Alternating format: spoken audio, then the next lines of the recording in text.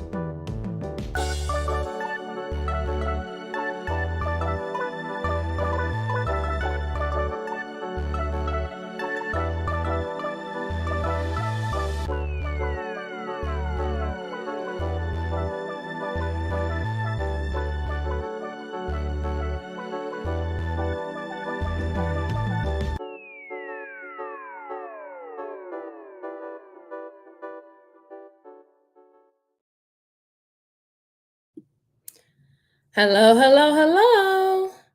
How is everybody doing? Welcome, welcome, welcome. It's Wednesday. Happy hump day. Hope everybody's doing well, doing well, doing well. Shout out to everyone. So I took today. I was on Sharon's channel earlier today, maybe like an hour or so ago. Shout out to Sharon. Welcome back, welcome back, welcome back. I did enjoy the conversation. It was good.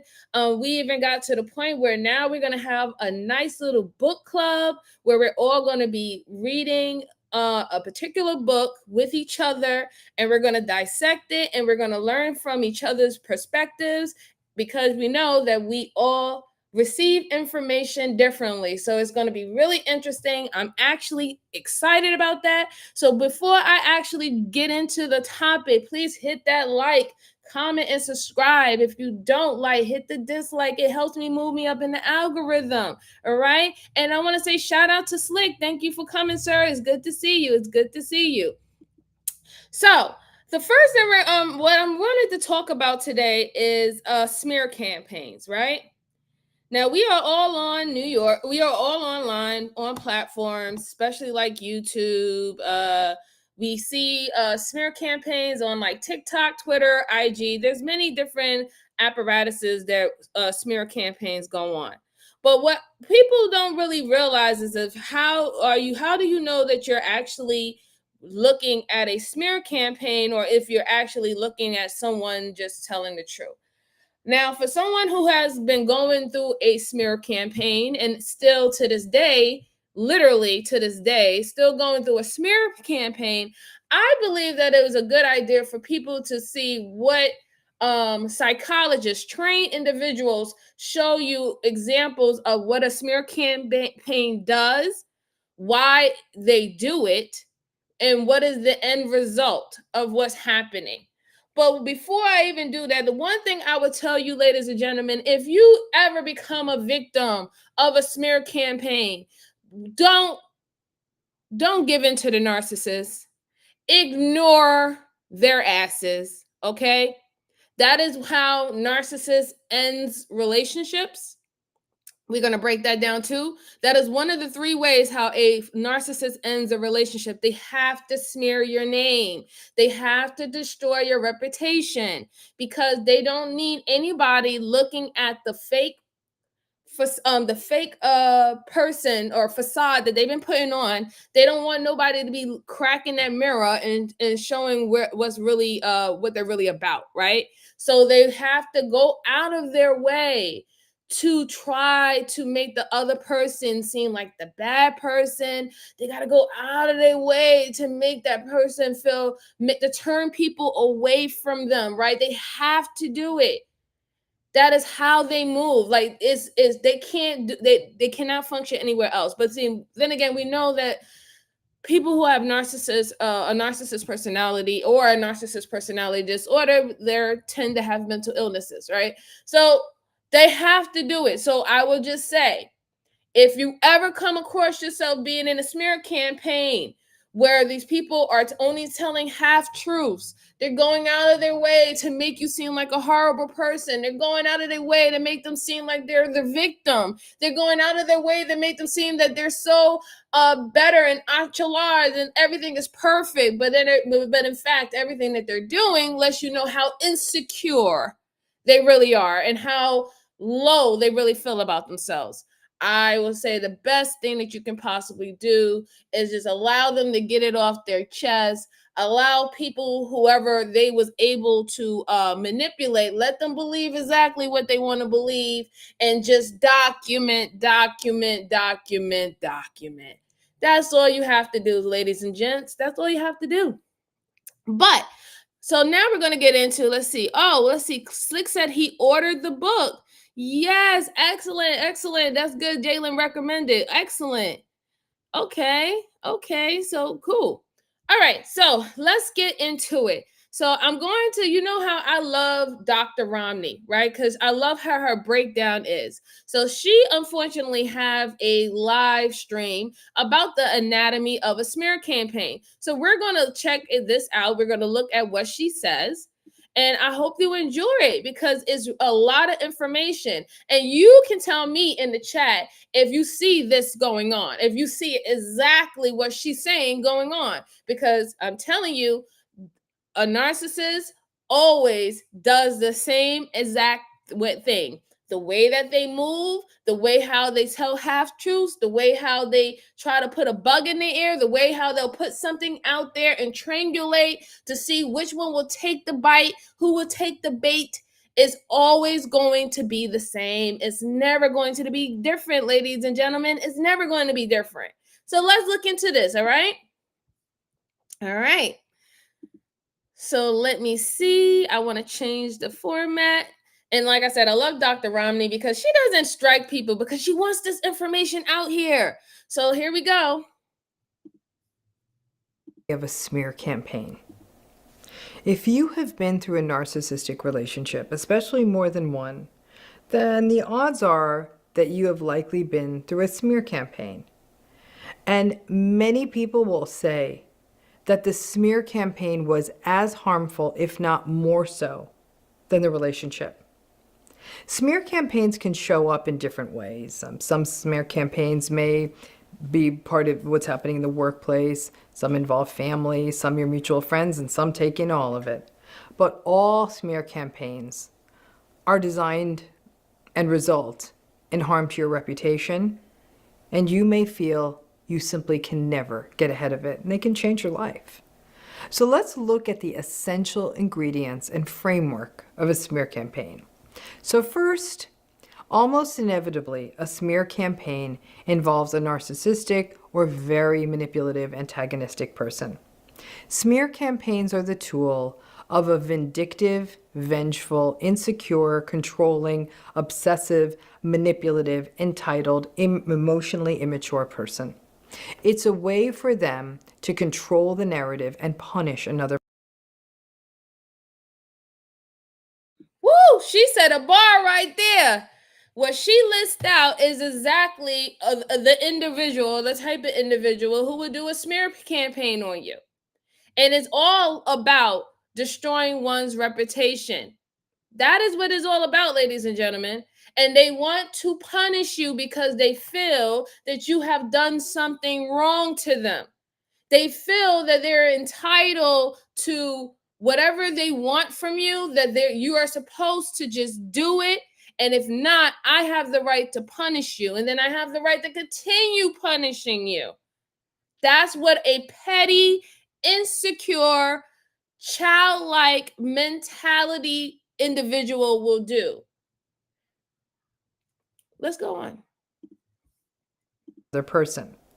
Can people who are not narcissistic engage in smear campaigns? Of course, but I would put heavy odds in favor of, if you are going through a smear campaign, that the person who is engaged in it has got some sort of narcissistic vibe.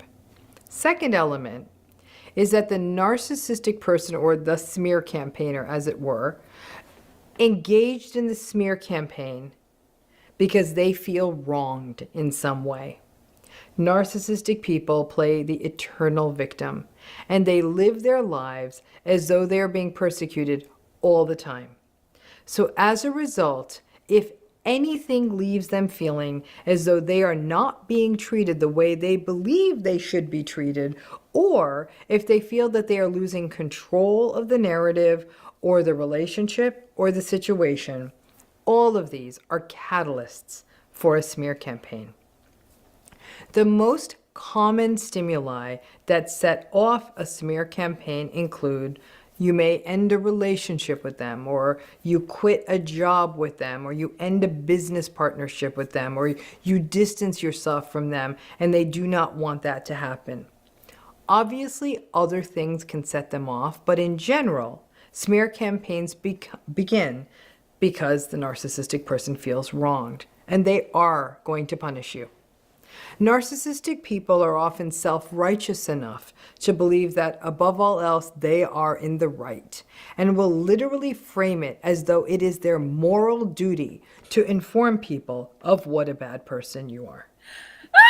It's so funny that she said that, because a narcissist was just online saying that it was his moral duty to tell the truth about a said individual.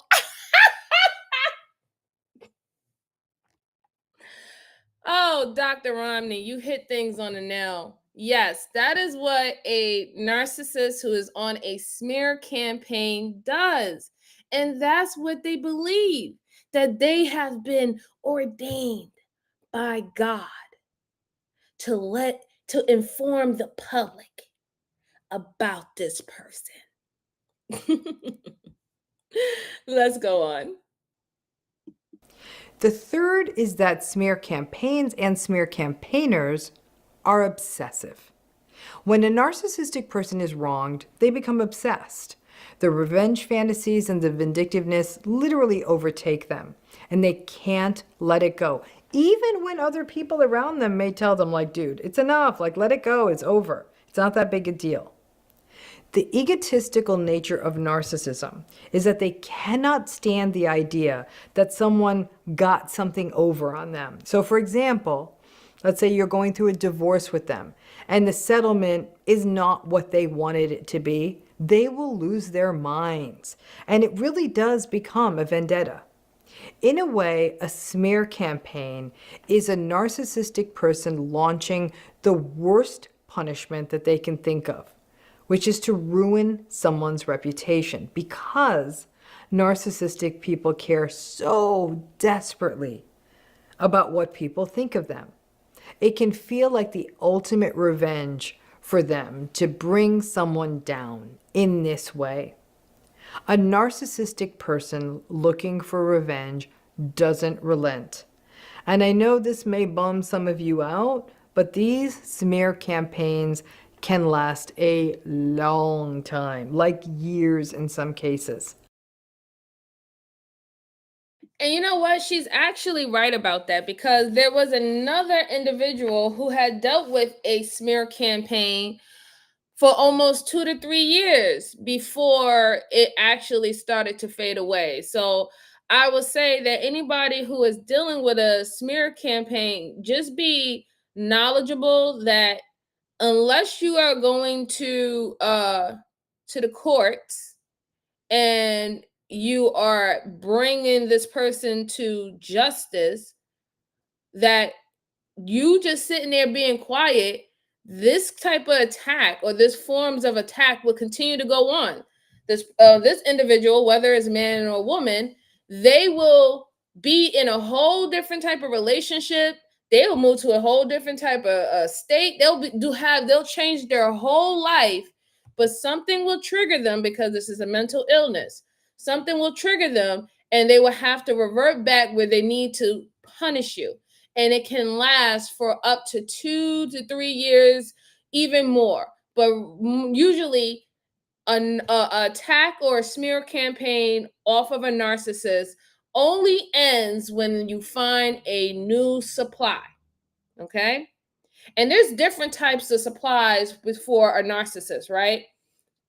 You have your diamond supply, and then you have your coal supply.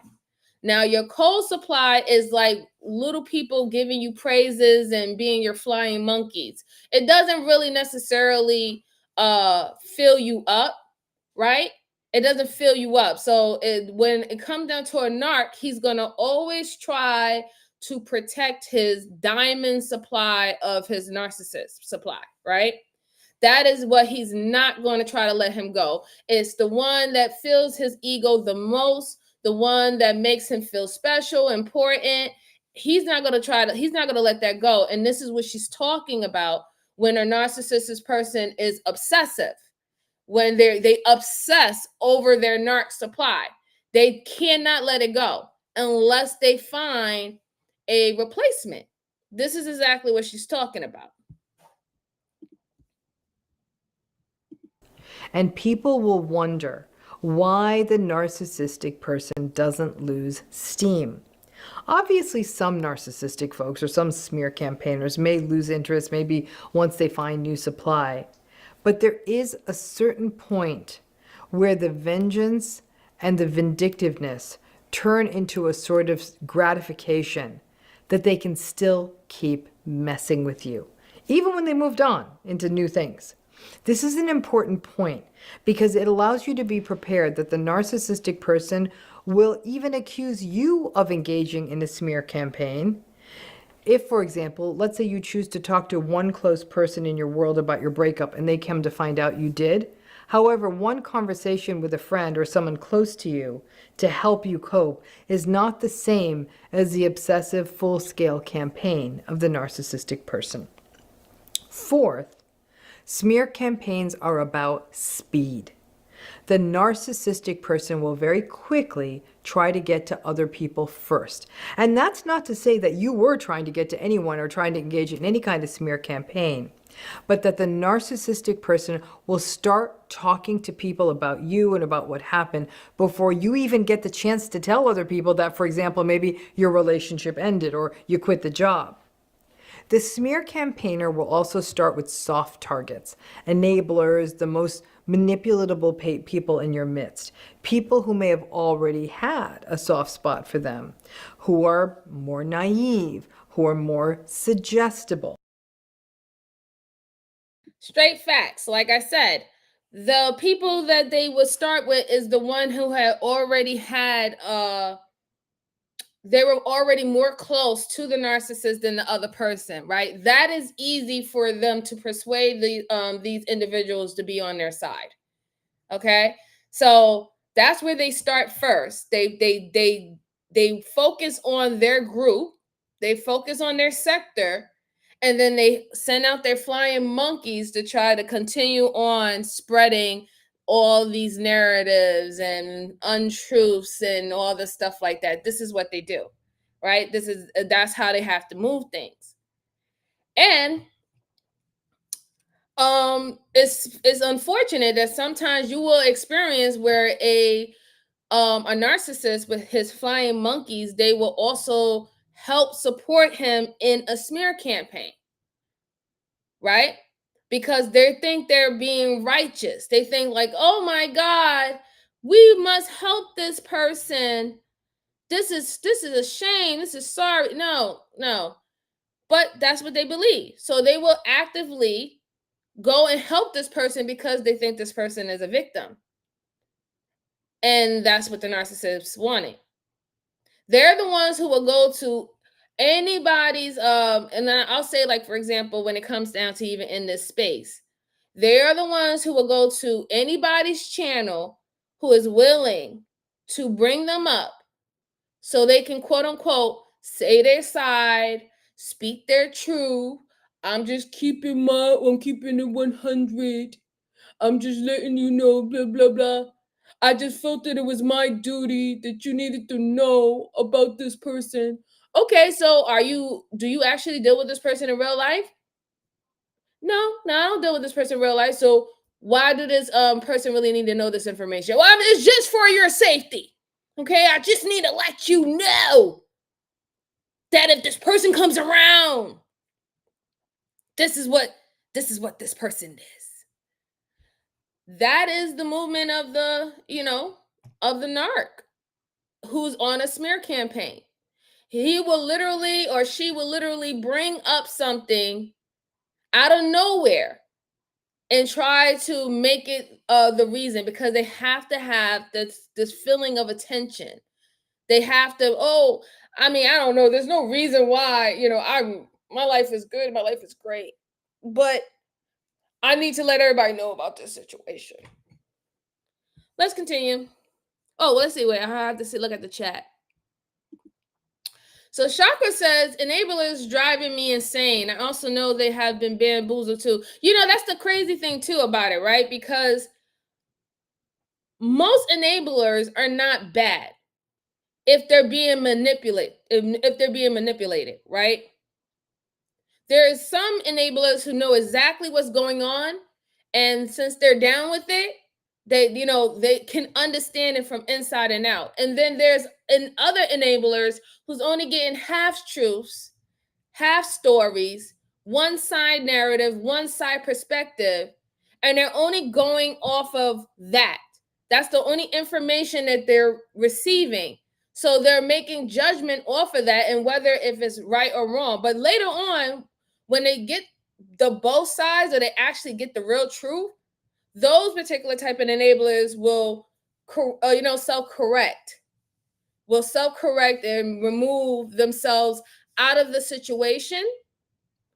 Or if they see where the real problem and issue is, they will try to really help and address it. But most of the time, I would prefer if you were an enabler who was manipulated by a narcissist to do criminal activities and participate in a smear campaign. I suggest that once you find out that that's where it is, that you just go ahead and just fall back and let things play out the way that they're supposed to. I wouldn't tell you to necessarily, get yourself in it, because then all of a sudden you would be the next prey for the narcissist, because the narcissists do not like when people pull away from them. It doesn't matter what type of form of relationship it is. It can be a friendship. It can be a business partnership. It can be an intimate relationship. It can be your parents. We have went over the narcissist personality disorders and the traits of narcissism. It can be anybody. They do not like the fact when you pull away from them. They don't like the fact when you call them out, when you tell them no. They don't like these things. So in that matter, they have the mentality that it is within their right to punish you. And they will want to punish you as long as possible. And even when they believe that they won, they still want to punish you, because they're sore winners, right? Let's go on. If this was an election, what you would argue is that the smear campaigner would start with their base. And that sort of creates a community that they have now started to populate with these accusations about you. At this point, you may even get calls or inquiries asking you if these things are true. Or you may even find that people are pulling away from you and you don't understand why, because they don't tell you. The fifth thing that we see. I'll say stop right there. Any knowing that I'm going through a smear campaign and been going through a smear campaign for the past 3 months, I'm going to say this. Pull the fuck away from me. I'm going to keep it 100. Pull away from me. Please go wherever suits your palate. I don't want you here. You don't have to ask me any questions. I don't have to answer to anyone. I know the truth. Many other people really know the truth. And that's all that matters. So if you want to believe the narratives, you want to believe the untruths, you want to believe the half story or one-sided story, please go ahead. Usually what that shows is that you was already aligned with that person anyway. And maybe that you personally just didn't there's something personal that you didn't like about me. And that's cool. I am not meant to be liked by everyone. And I will die happily like that. So please, I'm not gonna sit up here and fight for you to try to come back and like, no, I'm not doing that. Go where you're happy at. Just stay the fuck away from me. For real. In a smear campaign is that the smear campaigner will make plausible accusations. The fact is, none of us are perfect. And this really matters if this is a longer relationship. And because narcissistic people are actually quite astute in their study of people, and especially the vulnerabilities and weaknesses of people who are close to them, and how the people in their life relate to other people, they may know exactly what to say to each of the different people in a smear campaign. So they may tell a friend, for example, let's say this is a friend you've always had a friendly rivalry with.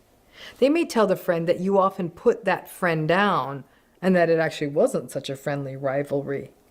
So the things that they're saying about you to these other people aren't from left field. And as a result, the people hearing them may sort of hold on to the idea that there's a certain believability. The sixth thing is that the narcissist, as part of the smear campaign, will share things you told them in confidence. And especially if this was a close relationship and a long relationship, you may have shared opinions with them about people that you never wanted shared with those people. And they will use those as part of their arsenal in the smear campaign. Again, the narcissistic person. That is 100% true because I have experienced that. Any single time that I had any form of grievances or concerns, when I quote unquote become the enemy, now all of a sudden that information is told to the said individual so they could already have a negative feeling about you instead of actually really understanding where that statement came from, right? They won't have, because mind you, they're already turned off. So they're not going to come to you to actually hear the truth in reference of why you might have concerning when you said that to the person that you was close with. And that is the whole point of the narcissist plan, because he or she does triangulation, right? You tell two people something completely different that those two people said about each other. Now you already had instilled a kind of negative feeling about that person, because even for the simple fact that you was even speaking about that person behind closed doors, right? So now these two people will never join together to have that conversation. And that always benefits and works in the narcissist's favor, because the narcissist will always tell untruths to both individuals to keep them away. Because if you was to ever join together and actually have the conversation, you will realize where the trouble was coming from. You will realize where the problem and the issue was coming from. So that person cannot afford, the narcissist cannot afford for y'all to actually come together and put your information and their information together to actually find the truth. And I know, hey, Genesis, hey, Jalen, again, hey, Elliot, welcome, welcome, welcome. Yeah, but this is what they do. This is exactly what they do. And I definitely know that a couple of ladies in here that I know have experienced that, where you realize that the information that you was getting was false and untruths, and it made you feel a certain type of way about a person, and then you never had the conversation.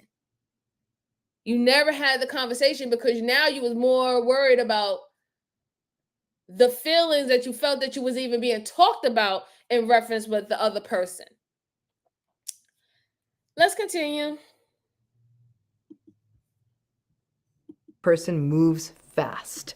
So they're getting to people early. So even if you slowly over time get to the point that you talk to these people, well, the well has already been poisoned, because it's quite likely that these people have heard that you said terrible things about them. And listen, it may not even be that the narcissistic person shares confidential stuff. They just may make stuff up.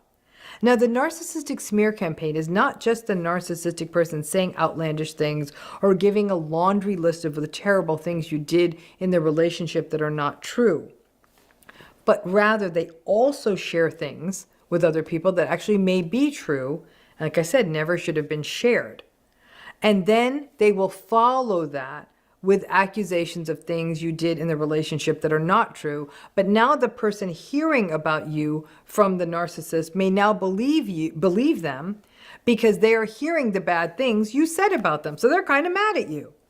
There is a bit of an indoctrination process in a smear campaign, whereby the narcissistic person or the smear campaigner tests the waters to see whether the person that they're going to tell the terrible things to is open to it. And sadly, most people are open to gossip. So once the smear campaigner realizes that the door is cracked open, they will then gradually creep it and push it open more and more widely and say more and more negative things about you. That is the truth. That is what the narcissist does. They put, that is like the saying that I say, the Easter eggs, right? They're the ones who drop Easter eggs here, Easter eggs there, Easter eggs there. They instigate a situation, and then when everybody start coming with their Easter eggs, they already have a negative connotation in reference to an individual. So now they're not even open to even hear another side, right? And that's just natural and human nature. Like if I seen or if I heard somebody saying horrible things about me, and they said that they said this behind closed doors, I'm not going to be that inclined naturally to have a conversation with them, because I'm already looking at them. Well, you don't really know me, but you already talking about me, and you're talking about me as if you know me, right? So I'm not going to really be that open to have that conversation with them. It's a natural thing. But that's the whole point of the smear campaign. That is the whole point of the plan of the narcissist, is to keep people away. To keep people away and for them not to really know the truth. The worst thing that you can possibly do is punch a hole in the mask that the narcissist keeps up for individuals, especially the ones that he's manipulating. That's the worst thing that you can do to them. Their ego, they live and die by their ego. They crash out for their ego. They'll do whatever they have to do for their ego, even if it's not for their benefit. They do whatever they have to do to keep that ego in, keep that ego up there, keep it in check. They'll do whatever. All right. But the good thing about it is that a narcissist will always crash out. He or she will always crash out, and that mask will always drop. And a good example of that is it will be someone who says that they love dogs, but in the same breath, talk horrible about dogs. Talk about hurting them, talking about strangling them by their neck, talking about kicking them in their stomach and stuff like that. But then they say, I love dogs. I love them. I love them. I wouldn't harm them. And I don't think anybody should harm them. But then they'll find a way to justify when they decide they want to harm them. They'll find a way to do that. And you'll see that prevalent within someone like a narcissist because they believe that they're not bound to rules, regulations. They're not bound to what other people follow. They don't have to follow anything that you have to follow. They can do whatever they want, but you can't. You can't do whatever you want. And you definitely can't do what they do to you. Oh my God. You cannot do what they do to you. You defend yourself? What? How dare you? How dare you defend yourself? You're supposed to just sit there and take it. You're supposed to endure. Are you crazy? That's how they feel. That is their mentality. You can't reason with that. So I would suggest if you see signs of individuals like that who have high narcissistic traits, or if you find out that that person's an NPD and has a narcissistic personality disorder, there is no reasoning with that person. Don't even try to kill yourself in trying to think that they will ever be fair or they will ever think of you equally, or with they don't have that in them. They're not built like that. So you'll be wasting your time, you'll be wasting your breath. You just need to just do what you have to do, let them do what they have to do, and crash out and keep it moving. But let's go. Number 7, the smear campaign's inner structure is held up by triangulation and gossip. In a smear campaign, there's a lot of telling that the narcissist telling each person in the campaign different slices of the story, and sometimes even turning people within the campaign against each other so they don't talk to each other and share stories, and so that the people within the campaign won't share stories and potentially support you.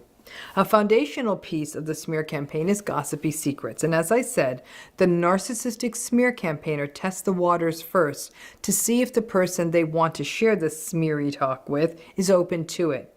And then they may even say something like, well, it's good to hear that, it's good to see or good to know that you actually want to hear the truth. Your sister was in total denial. I was just like, la, la, la, la, I don't want to hear it.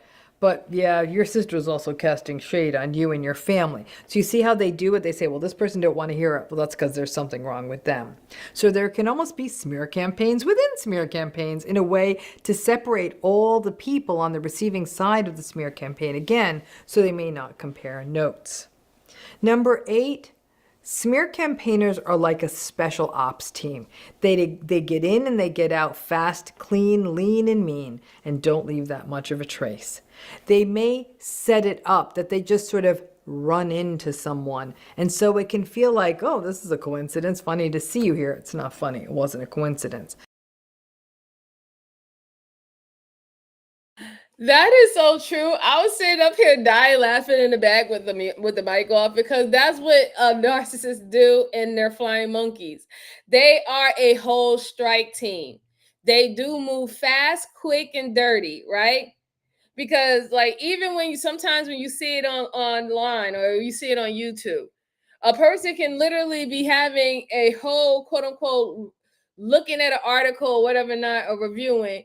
They notice that they're not getting any viewerships. They notice that people don't really care. And then all of a sudden, out of nowhere, they have to change whatever they was talking about into a gossipy, one-sided, whatever, not about an individual. And then all of a sudden, the numbers go up. The numbers go up and the viewership would go up. Haven't y'all realized? Haven't y'all gotten why people do that? why they do that. Nothing is random when it comes down to a narcissist. It's not random. They do it for a reason. They do it for a purpose, whatever that purpose is, but they do it for a reason. There's nothing random with them. They're very strategic and they have high manipulating skills. They have studied people. They live by studying people. They study your weaknesses, and that's why they get close to you. One of the tactics that they use is they'll share something deep and important about themselves for you to be vulnerable, for you to share something deep and personal about yourself. And then once they get that information or they get that vulnerability out of you, you start sharing more. They start listening more. They start creating a little folder in their minds, right?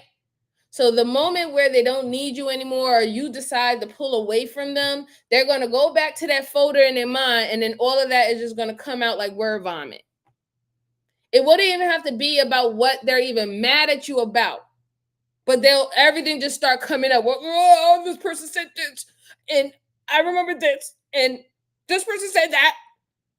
Has nothing to do what the quote unquote issue is about, but they have to just spit it out.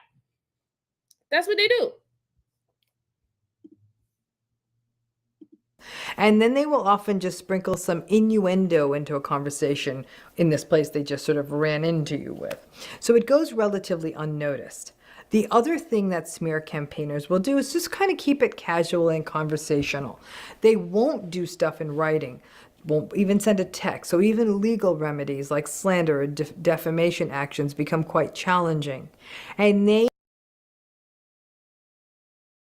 I mean, she's actually really right. See, but the thing is, there's a difference between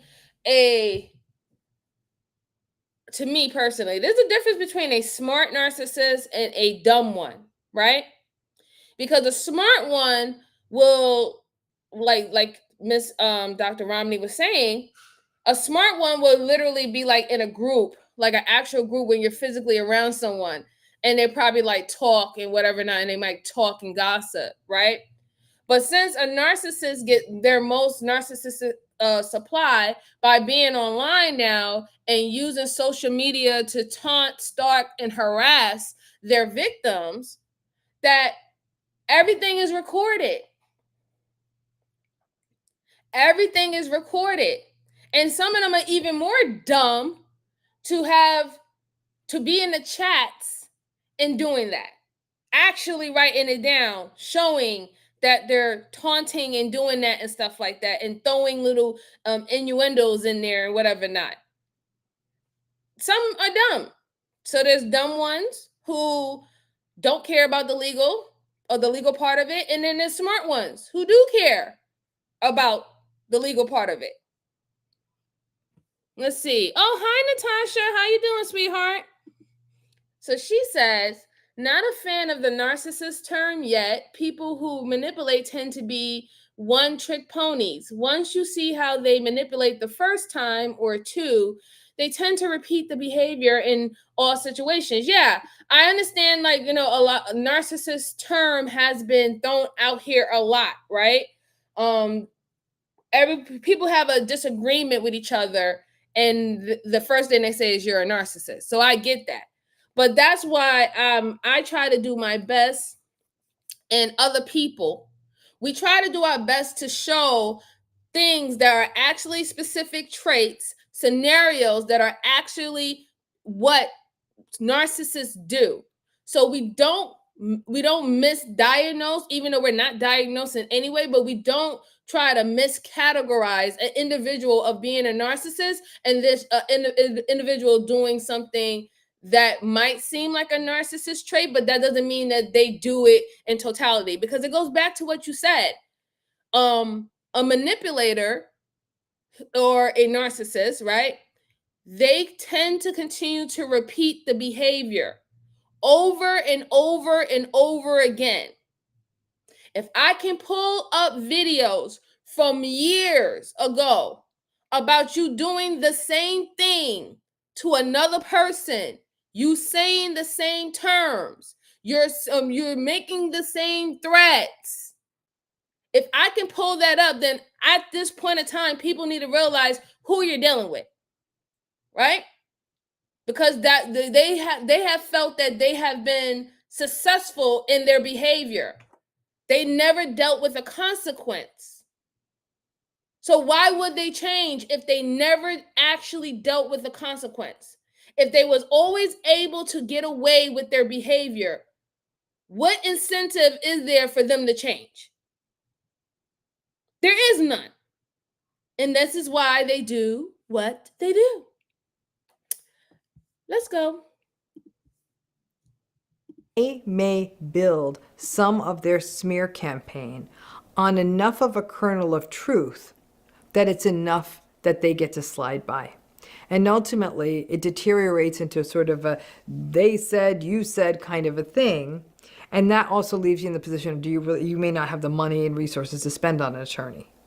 Number 9, one day you may confront them about the smear campaign, and I can all but guarantee that they will deny they are doing it. And then they will call you crazy and paranoid for thinking there's a smear campaign, or say that you're the one who's narcissistic because you think everything is about you. So they will gaslight, they will deny the reality, even if you show them evidence of the smear campaign, and then call you crazy and say that's why they left the relationship, even though you were the one who ended it with them.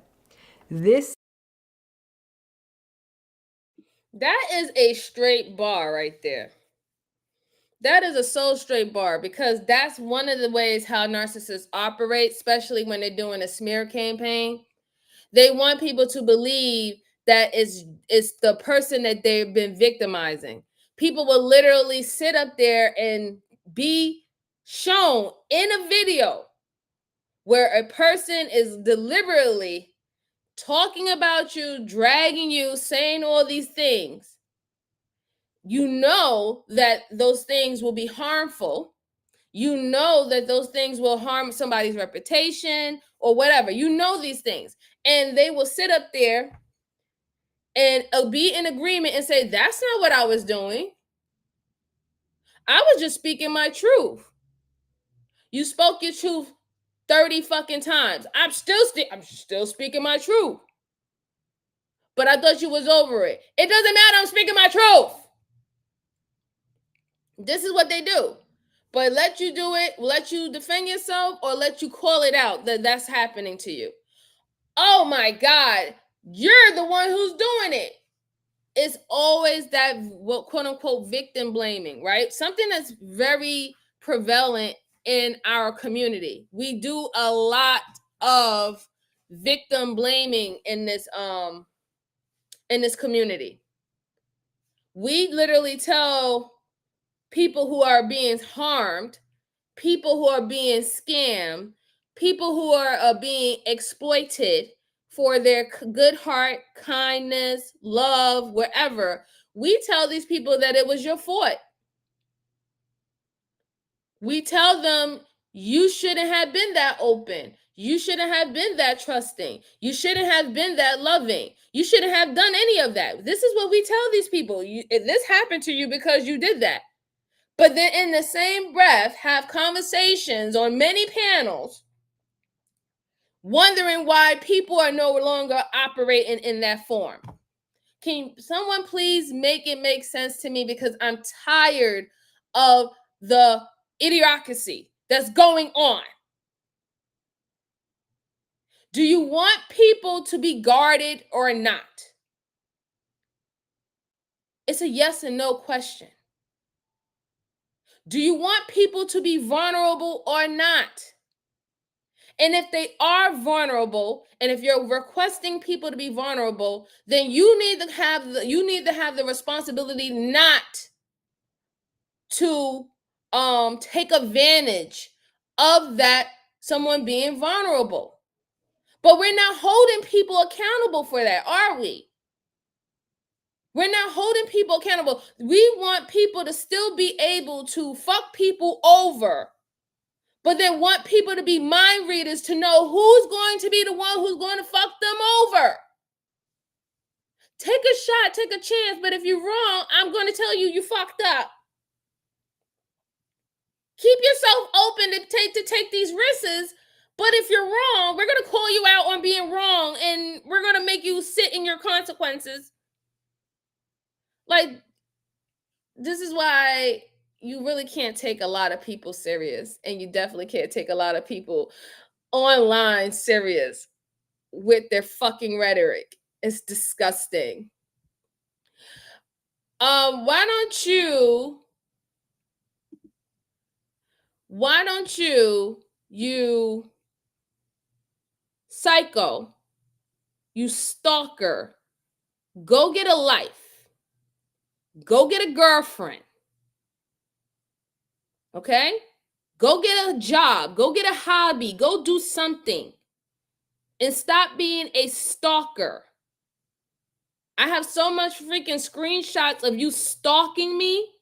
It's ridiculous. Sheesh. Anyway, let's continue. This can be extremely destabilizing, frustrating, and evoke even more feelings of helplessness and hopelessness, because really you may feel unable to stop the smear campaign. And the narcissistic person, may even run with this and paint you as even more unhinged to the people who are already hearing the smear campaign. Some people will confront just to give the smear campaigner a sort of like, hey, I see you, I see what you're doing. Others won't ever confront the narcissistic smear campaigner and may even be afraid of the smear campaigner and just go full no contact. Number 10. Again. Now, what she said is facts. A lot of people do not want to be the next attack of a narcissist. So they can literally see what a narcissist is doing, and they will act like the bystander that won't step in. They'll be the bystander that won't call it out because they know, they see you going through it. They know they don't want that fate. They don't know they don't want to be the next person in line. So they won't say anything.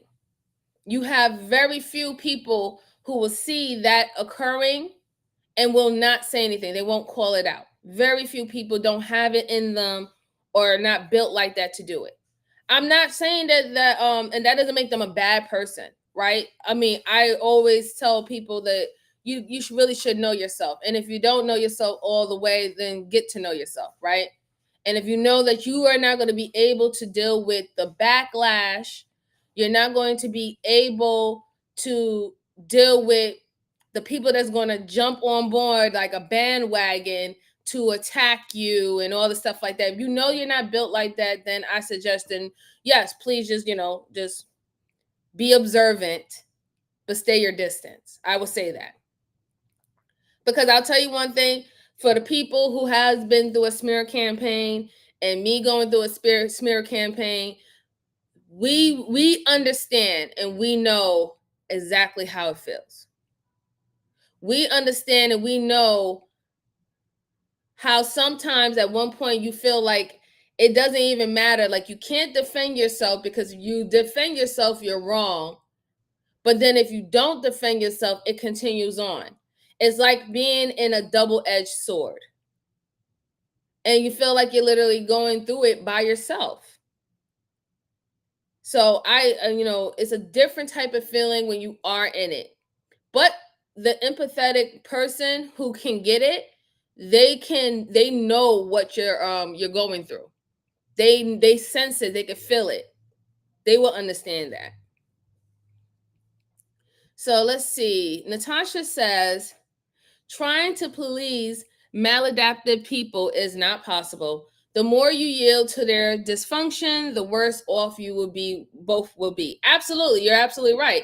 That's why I said earlier, if you find yourself across in a relationship with a narcissist, a boss that's a narcissist, a coworker that's a narcissist, a parent that's a narcissist, a sister that is a narcissist, if you find yourself even on this platform on YouTube, if you find yourself in a conversation with someone who is exhibiting high narcissistic traits, you have to learn how to diffuse the situation enough for you to hit an exit. Do not even waste your time. It's not going to work. There is no reasoning with people like that. So don't even try. Don't even try. And if you were in a relationship or whatever with them, don't expect an apology. Don't expect any humility. Don't expect any grace. Don't expect any compassion. Don't expect any sympathy. Don't expect none of these things. You are not going to get it from individuals like this. You'll have a better chance getting a dry wall to agree, or to not even agree, but to see what you're going through before a narcissist would. So don't even try it. Save yourself the headache. Again, the smear campaigner won't outright, in most cases, though in some cases they will, write fully defamatory things about you on social media. But it will be implied with mysterious, ambiguous posts and pictures. They may write sort of posts full of innuendo, passive aggressive posts, that kind of thing. They tend to hold off on doing this until they go to individual players first, and then they level up. Let's face it, when adults, grown-ass adults, are doing this kind of stuff on social media, it looks immature and ridiculous. Again, not all smear campaigners do this, but the more insecure, the more attention-seeking, validation-seeking, and really emotionally immature the smear campaigner is, the more likely they will do this. But they will do it. Did y'all hear that? Let me rewind that back again, because she literally brought up what you will see if you are dealing with a narcissist who is doing a smear campaign on social media. She literally just said what that will look like. So please pay attention. Hey Don, how you doing? Welcome for coming. Welcome. Hi Dr. Frizzle, how you doing? Welcome for coming. Thank you. So I'm going to rewind that back just a little bit so you can hear it again. So y'all know going forward what that looks like. Emotionally immature the smear campaigner is, the more likely they will do this. Just a little bit but more. They will do individual players first, and then they hide with mysterious, ambiguous posts and pictures. They may write sort of posts full of innuendo, passive aggressive posts, that kind of thing. They tend to hold off on doing this until they go to individual players first. So when they're talking about individual players, this is the ones who runs to people's chats. This is the ones who, especially when it comes down to YouTube, these are the ones who will run to people's chats. It could be a whole conversation about something else, and then they'll come up there and they'll make it about themselves just because they want to talk about the situation and they want more eyes on the situation. They want different eyes on the situation. So that's what she's talking about. That is exactly what she's talking about. A narcissist does their best to try to build an army of support. Remember that. A narcissist will try to build an army of support. They cannot stand alone. They're weak. They're weak. And this is why they're always crying. They're always whining. And every single time when they say that they're speaking their truth, and I feel it's my duty to say this and this and this and this, it's because they're crying for help. They want someone to pick up the mantle and fight for them. Fight for me because I'm out here knowing that I'm acting like a whole ass. Fight for me because I don't want to deal with the consequences of my behavior. It's a call for help. It's a battle cry, but that's what they do first. So let's listen a little bit more. I had to rewind it. And then they level up.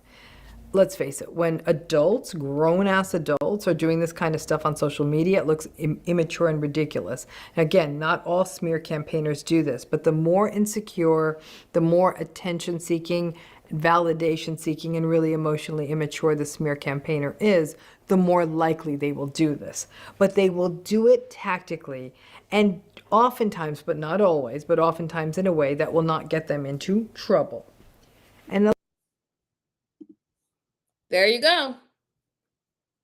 They always do it, and they try to do it the best way possible for quotation marks, not to get themselves in trouble. I'm just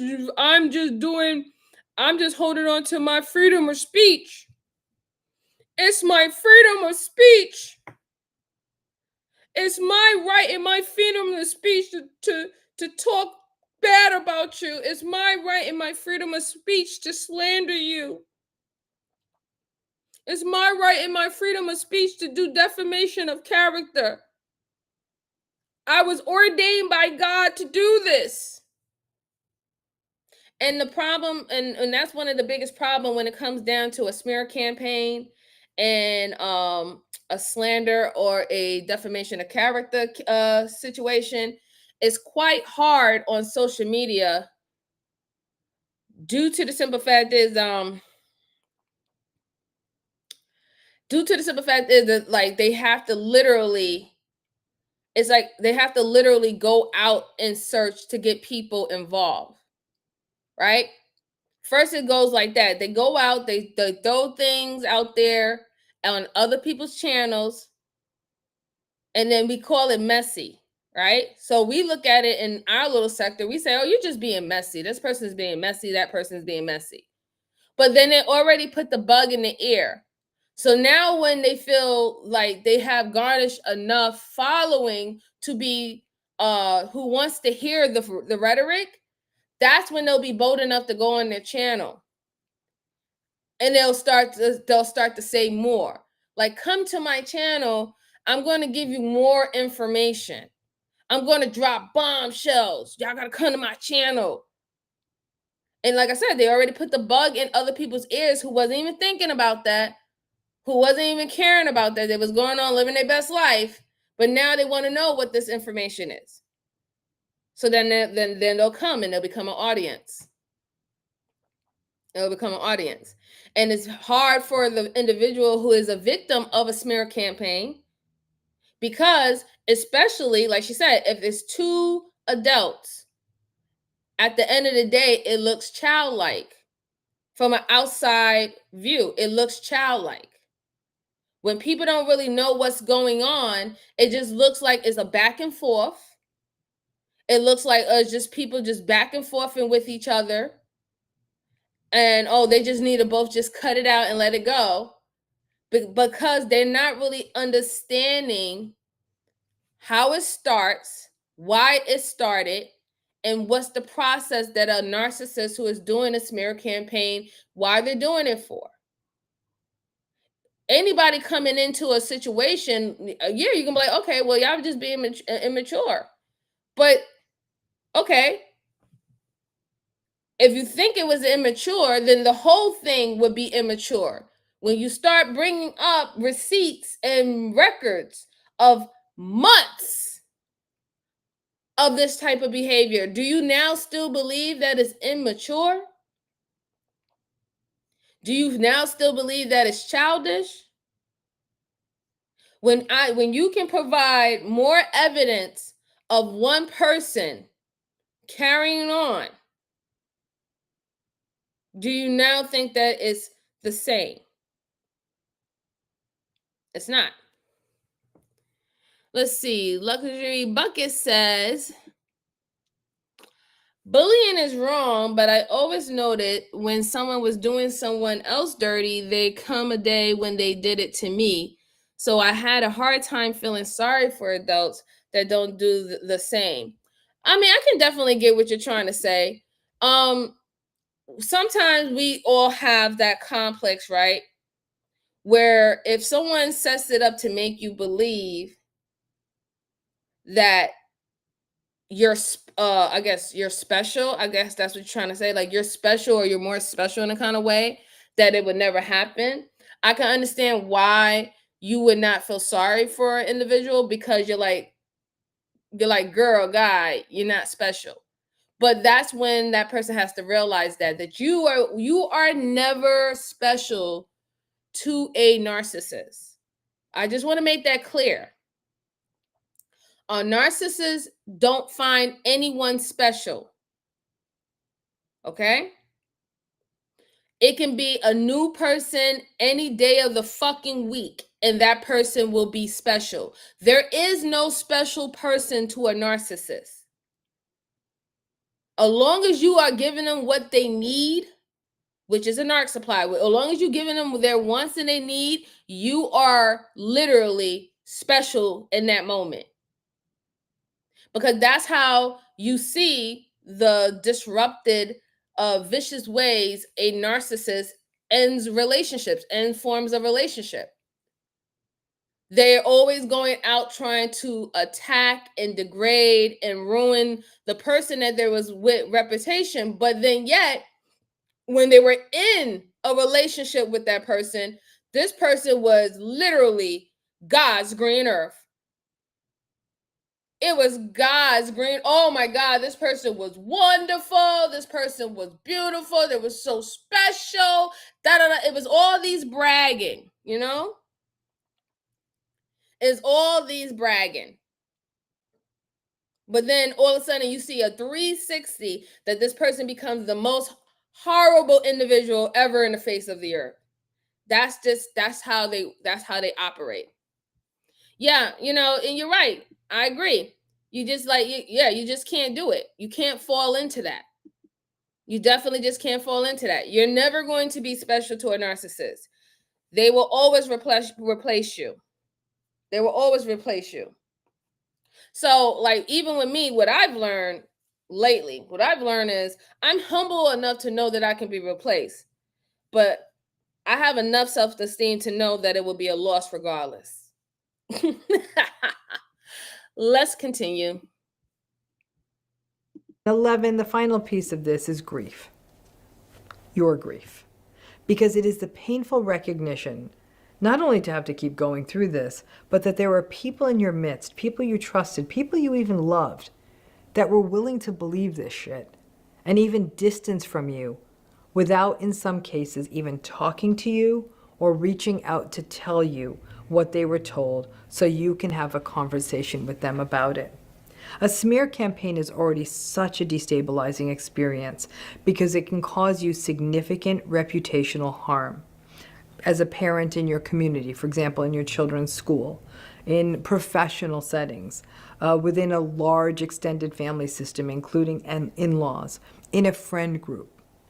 And this can sort of create this gray cloud around you in multiple systems. And this can be even worse if they did share confidential things. You said that you did say that you said to them when you once believed that you could trust the narcissistic person, or things that you never wanted anyone else to hear. It does become a horrible way to get forced into having to restructure your social world. You may recognize that some folks who could believe this about you without questioning may not ever have had your back. You may attempt to make amends with others who heard things you never wanted them to hear, or who shared things you never intended them to see. You may attempt to have conversations with people to clear the air. But when it's over, your social world may never look the same. When you break up with a normal person who is not narcissistic, it's painful, but it's not this. Smear campaigns are sadly a more common tool than you would actually know of the narcissistic, vindictive, and the emotionally stunted. As your grief slowly unfolds, you may find that creating a new world takes time, but it happens. And in some cases, people may even physically move away from where they were to get a fresh start. I have also heard from folks who have told me that they were minimized when they shared with other people that they had been the focus of a smear campaign. These smear campaigns are real, and they can bring up tremendous harm, loss, isolation, confusion, fear, anxiety, helplessness, anger, and real professional damage. Seeking out therapy and other support can be crucial because so many folks who go through smear campaigns are gaslighted about their experience. And that is one thing you don't need any more of. So if you have gone through this, recognize that it's real, it's harmful, it takes a tremendous psychological toll, and it can really sort of change the forward path of your life. Thanks again.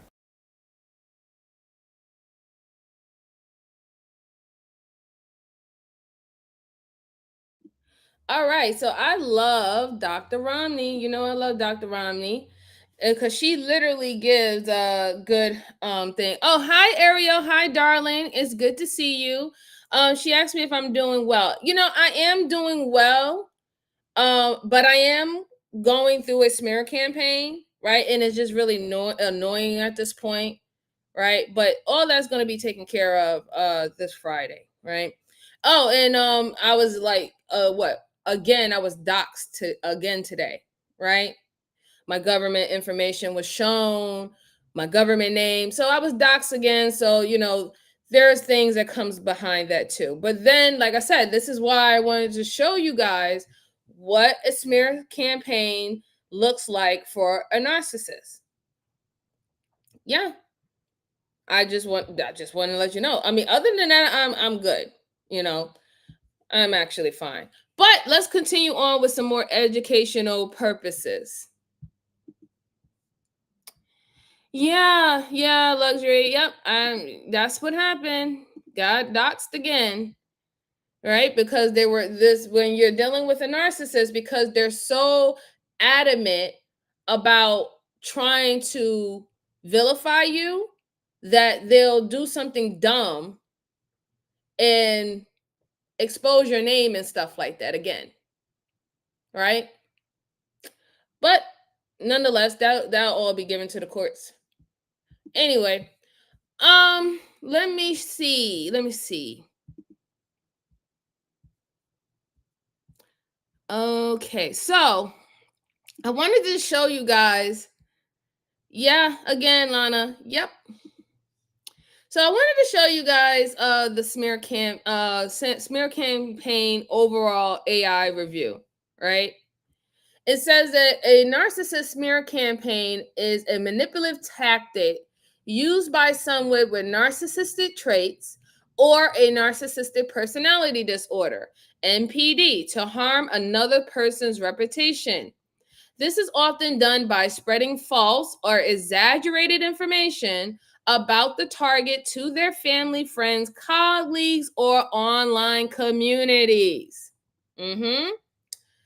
Smear campaigns can be effective because the target's reputation is damaged before the truth is actually really known, even if the facts are later shown to be unfound.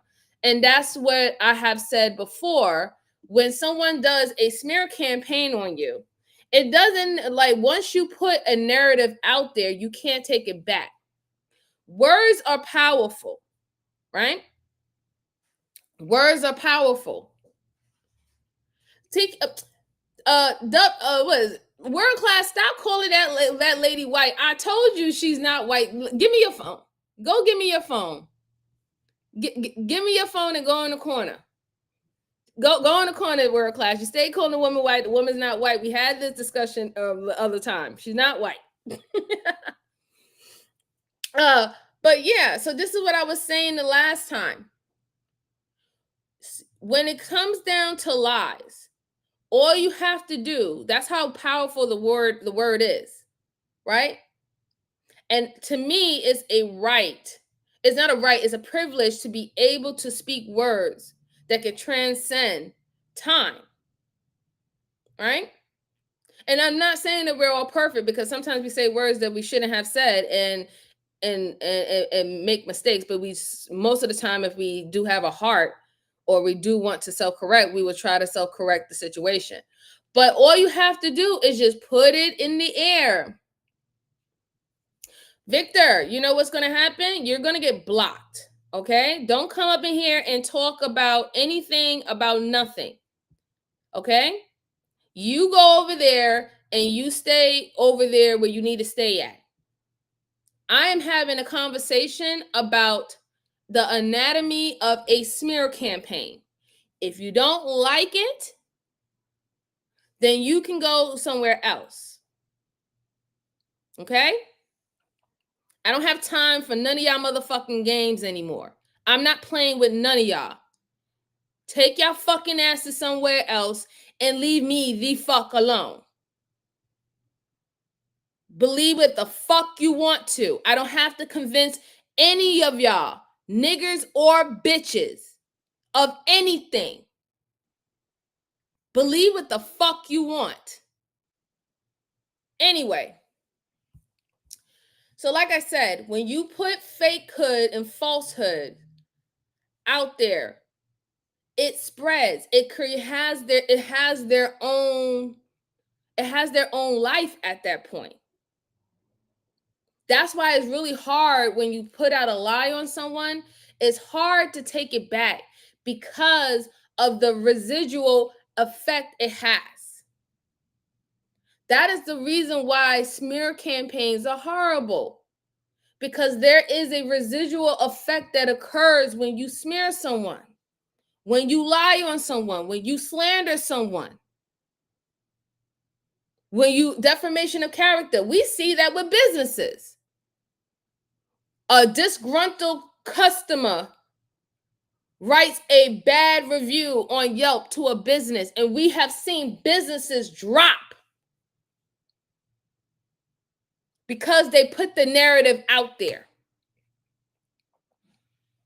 Not saying that every instance when someone made a bad Yelp review that it wasn't factual or proof, but we have known people have done it to be malicious, and they have destroyed people's businesses or for just being entitled, petty individuals. And that is the problem that we have when it comes down to slander, when we come down to smear campaigns, when it comes down to, well,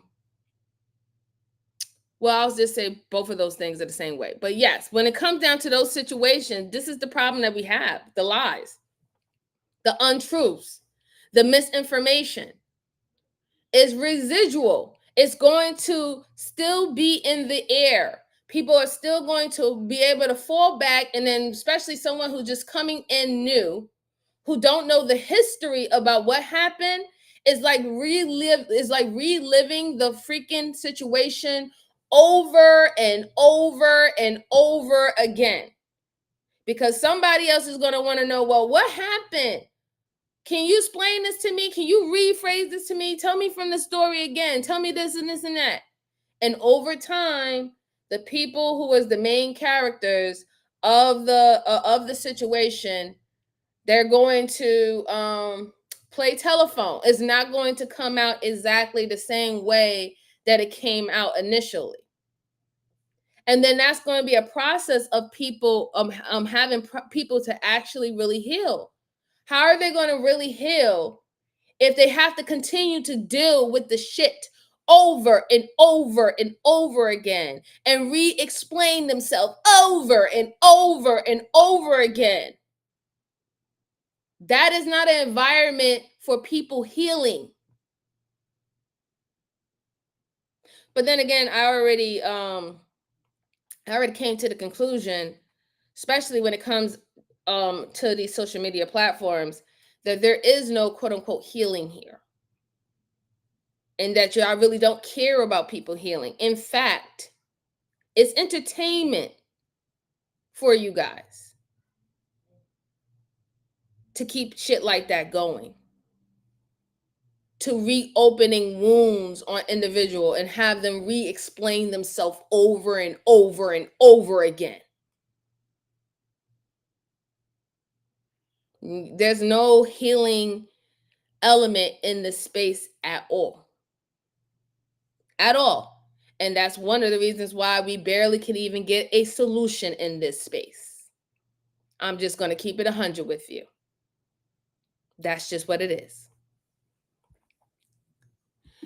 Let's see. Natasha says that's less the effect of one person, but rather vectors, people sharing posts, creating reviews, and otherwise repeating the information, credible or not. Yeah, that is true. That is definitely true. Let's see what else it says.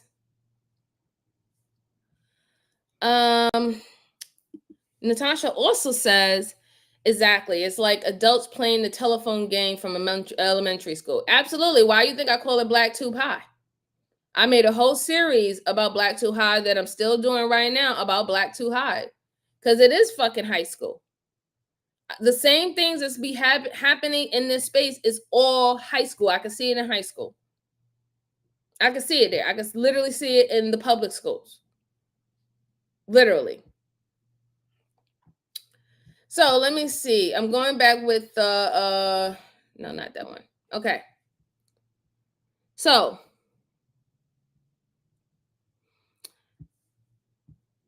we went over there. Yeah, it's the same exact thing. Okay, so what I want to do, I'm going to open up the link if anybody wants to come up and have the conversation.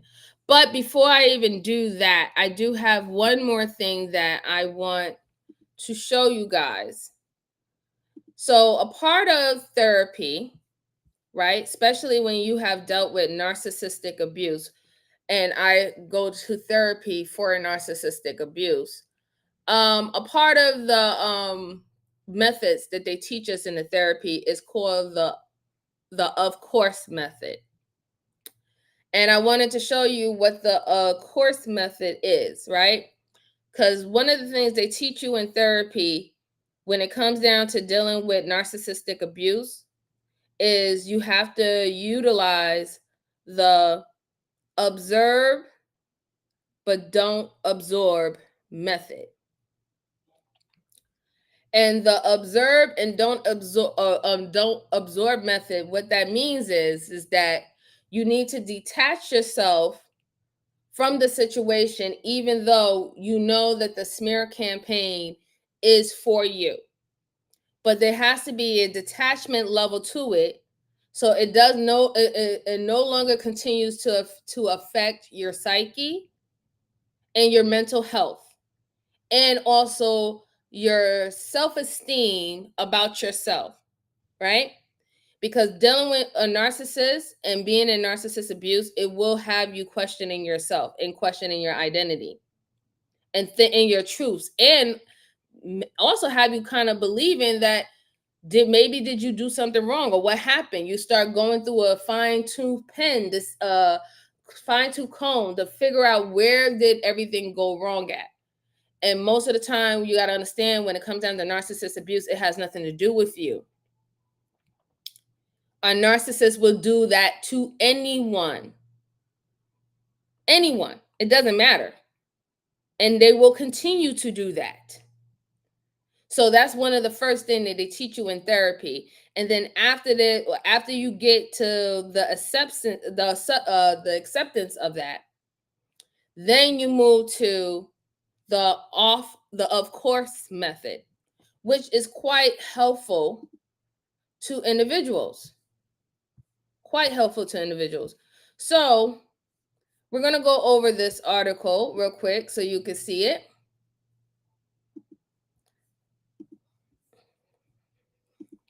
All right. So this is from the Sleep Recovery Institute. And this is the of course method. This is neutralizing narcissistic abuse. Okay. So you want to neutralize it. It's a crucial defense technique. Right. So first thing is you have to set boundaries. Is important, and it's an important part of all relationships. We get it, right? And now that I know, I will never, ever in life, ever bend on my fucking boundaries or my standards ever again. Ever. You can't even fucking pay me. Okay? So it says it becomes even more important and potentially life-saving when you are interacting with a pathological narcissist. Those who are self-love deficient which is a new term for the codependent, need to learn tools and strategies to set boundaries, even to the point of breaking up with someone. One of the most effective techniques for setting boundaries and breaking free from a pathological narcissist is the of course method. It may seem like a simple term of phrase, but of course are two small words that will hold huge power. And now it's going to see, well, I don't want to read like everything verbatim. So let's just get down to the part where we need to. Okay, so the building blocks for recovery is where to start, right? So you have the 11-stage self-love recovery treatment program. It's designed to help people overcome that, break free from the narcissistic abuse. And then while all stages are important for people, the stage 6 and 7 are particularly important because it explains the of course method, right? It's a fundamental blocks, right, to help you. So the of course method is to create and uphold boundaries when dealing with a narcissist. You must actively use, like I said, the observe, don't absorb technique. Is to pretty much get you in the headspace to know that this person will do this to anyone. Like I said before, they're going to do this to anyone. Just observe what's going on, take your feelings out of it, do your documentation, and just leave it be. Let the narcissist do what they need to do. Let them crash out. Because what a narcissist wants you to do, a narcissist wants you to fight with them. That is what a narcissist wants you to do, ladies and gentlemen. They want you to fight with them because that's how they can keep the smear campaign going. And depending on what is their reason why they do a smear campaign, whether it's to garnish views, subscribers, or monetary gain, they need you to go back and forth with them. They need a back and forth. They die for a back and forth. So it says, once you're in that headspace, pull out of this tool made of the two little words of the of course. So you're pretty much teaching yourself and retraining yourself that, of course, this person will say something like that because he needs people to believe that about you to make him look good. Of course, he will dox your information because he knows there's crazy people out in the world who will actually try to harm you and touch you, even though he might not come because he's a weak punk ass bitch. Of course, they will say that you would do all these things and all the stuff about you because they have to paint the picture that you have to be some form of promiscuous or something like that. And that was the reasoning why it was okay for them to quote unquote cheat on you. Of course, they will say that you were being disloyal because then that will also give them a right to say, well, I had no reason to be disloyal because they did A, B, C, and D.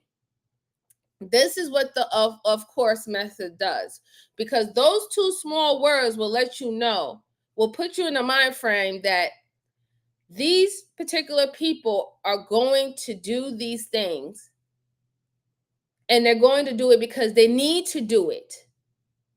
They need to do it to continue a fight. They need to do it to save face. They need to do it because they have to remain in victimhood to whoever they want to cry to. And when you realize that there's nothing that you can do, they're going to need to do it. You need to put your mindset in that this is their nature. And they're not going to stray away from their nature. They're not. They're not going to stray away from their nature. They're going to have to do it. Them doing the things that they do, especially in a smear campaign, is literally on survival mode. It's literally cardinal instincts with them. They have to do it. And then that takes your power back. That's you not giving your power back to a narcissist, to have you keep on going back and forth and back and forth with them, the fight that they want. You will disengage. Let the motherfucking bum ass nigga or bum ass bitch say whatever the fuck she want to say. Who cares? Who cares? The people who want to believe what they want to believe of this person, let them believe it. Just tell them to kick fucking rocks and go that way. Who cares? So it's all about controlling your power and not giving your power away to undeserving people ever again. And it's literally training you mentally to do that. Yes, they need chakra. They need narcissistic supply. They do. And Mills, yes. She said, I had a narcissist ex that after 3 years still keeps periodically contacting me. Get a life already. Yeah, they can't. You were their diamond narcissistic supply. He didn't want to give you up. Him tormenting and terrorizing you was the hard-on that he needed his entire existence. You made him feel high more than any fucking drug would do. That's why he can't give you up. It can be 3 years, 5 years, 10 years. You did it for him. You made him feel like euphoria. And he's going to fight. He's going to continue to fight to terrorize you. Yeah. Yeah, exactly. That's why you can't give him your intention. You really can't. Whether it's good and bad. And that's why I was talking about earlier, chakra. Like, even Dr. Ramani even said it in the video. You call them out. That is good intentions. You will call out a narcissist. You will call out the smear campaign. And you will have everybody pointing fingers at you as to why you called it out. But none of them that was sitting there watching it happen, none of them said, yo, what are you doing? Chill. Cut it out. You know why? Because they are afraid of being that person's next victim. They're afraid that the narcissist will turn on them. They don't want the narcissist to turn on them. So they're the people that get along to just get along. They don't want that smoke. So that's what happens when you actually like defend yourself. Whether it's good attention or bad attention, they'll try to find a way to utilize it to keep things going. They think that they're so focused of being the center of attention that even when you're minding your business, they'll find a way to try to make it seem like you're talking about them and that you're worried about them. Oh, this person, oh my God, I wish this person would stop worrying about me. But aren't you talking about that person? I'm not talking about that person. I'm just telling my truths. I'm telling my truths. I'm telling my stories. Well, who asked you for that? It doesn't matter. Nobody asked me. I just felt like I had to just come up there and just let everybody know how I feel about an individual.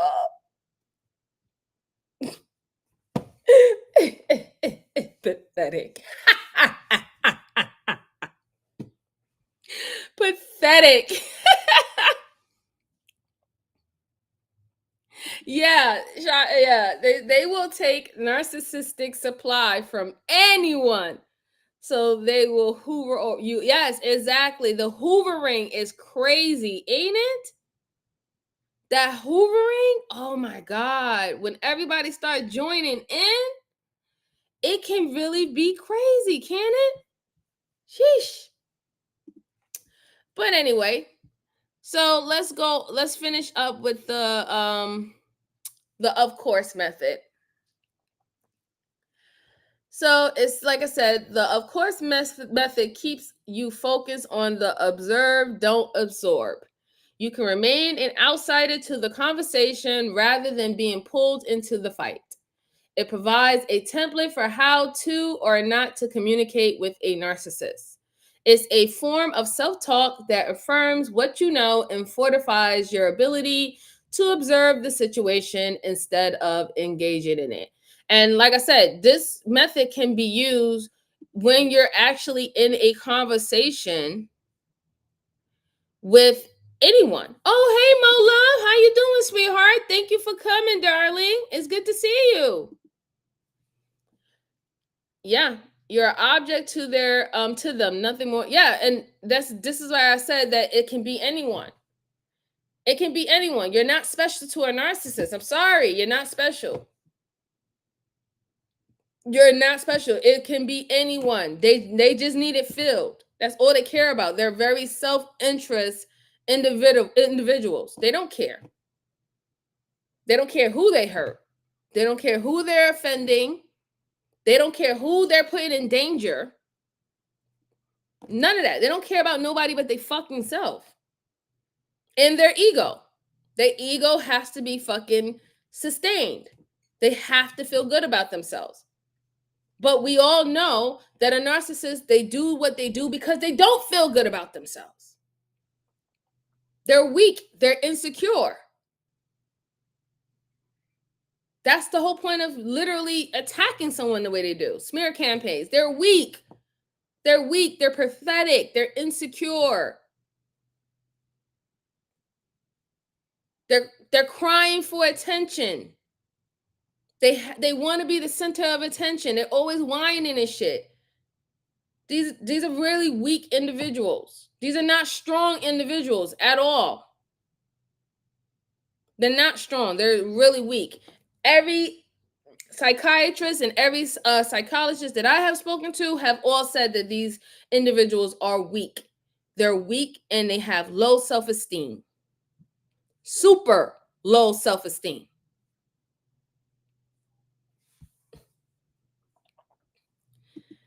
World Class said you can literally watch the narcs in this space do exactly the same thing to everybody that rejects them. Yes, absolutely.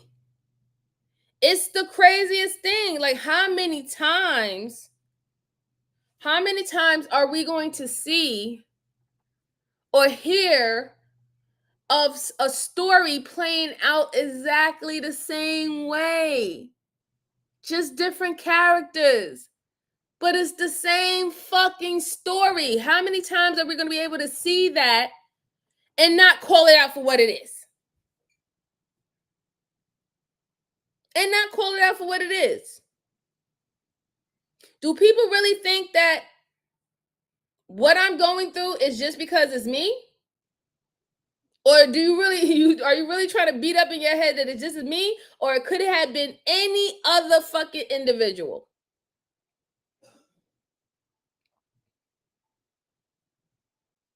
Truly. Do you really think that this is just me? This is just a isolated incident? That's what a narc will want you to believe.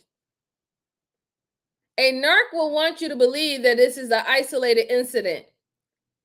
But then you have all these goddamn fucking patterns of the same fucking thing happening. And how it started too. This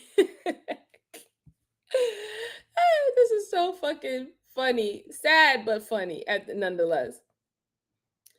Anyway, the narcissist is always trying to pull you into the wrestling ring to fight by using their own methods, which you, of course, have already identified by developing a predictive awareness. They're using their weapon of induced conversation to pull you into their wrestling ring. Every time they engage with you using this method, you say to yourself, of course. Like I said, These are examples of the of course method. This is what help you from not getting brain fucked by a narcissist.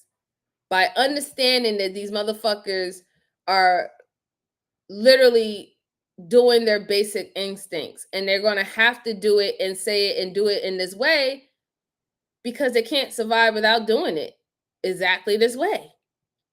So you'll say things like, oh, of course, they will comment on my looks because they know I'm insecure and would get upset. Of course, they would try to discredit my viewpoints because it used to make me angry. Of course, they will laugh at me, knowing that I always made me fight back before. Of course, they would make a comment about that. They know it bothers me. Of course, they would bring up that situation in the past. I heard them talk about it a million times. Instead of allowing their comments to trigger you, as they have in the past, if you calmly repeat, of course, in your head, fortifying you remain as a observer and not engage in the conversation. And I think this is a tool. I think this is a tool that a lot of women in this space needs to start adapting, especially when you are on these panels with men who are going out of their way to shame you, ridicule you, and trigger you.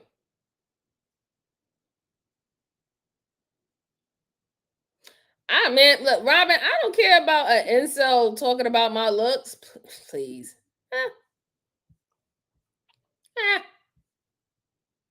I don't care about that. Listen, I'm not meant to be attracted to everybody. I don't want that. I haven't gone out here trying to be a celebrity. I don't want to be attracted to everybody. Only person I need to be attracted to is my man. Fuck. The fuck? Anyway. So,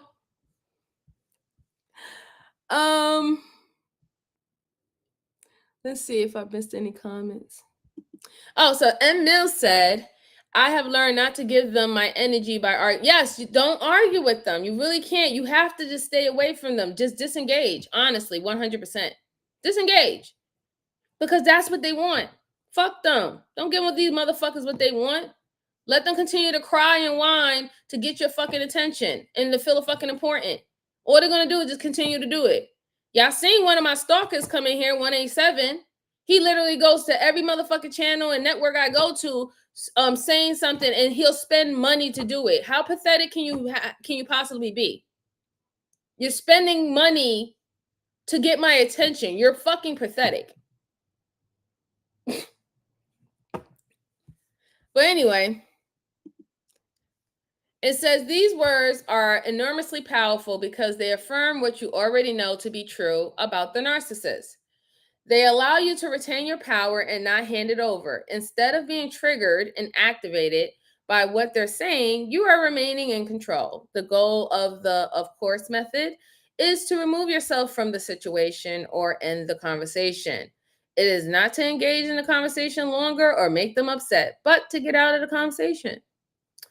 And it says, keep in mind that using this method may make the situation funny. Because when you start to get back control of your power and of your mental state, you're going to start to realize how hilarious these narcissist goofballs are. It's going to be quite funny looking at them performing like a fucking show, like a pony horse or a show pony. What is it? A show pony. It's going to be hilarious seeing it and now being able to identify exactly what they're doing. It's going to be hilarious. You're going to be like, wow. And I literally fell for that?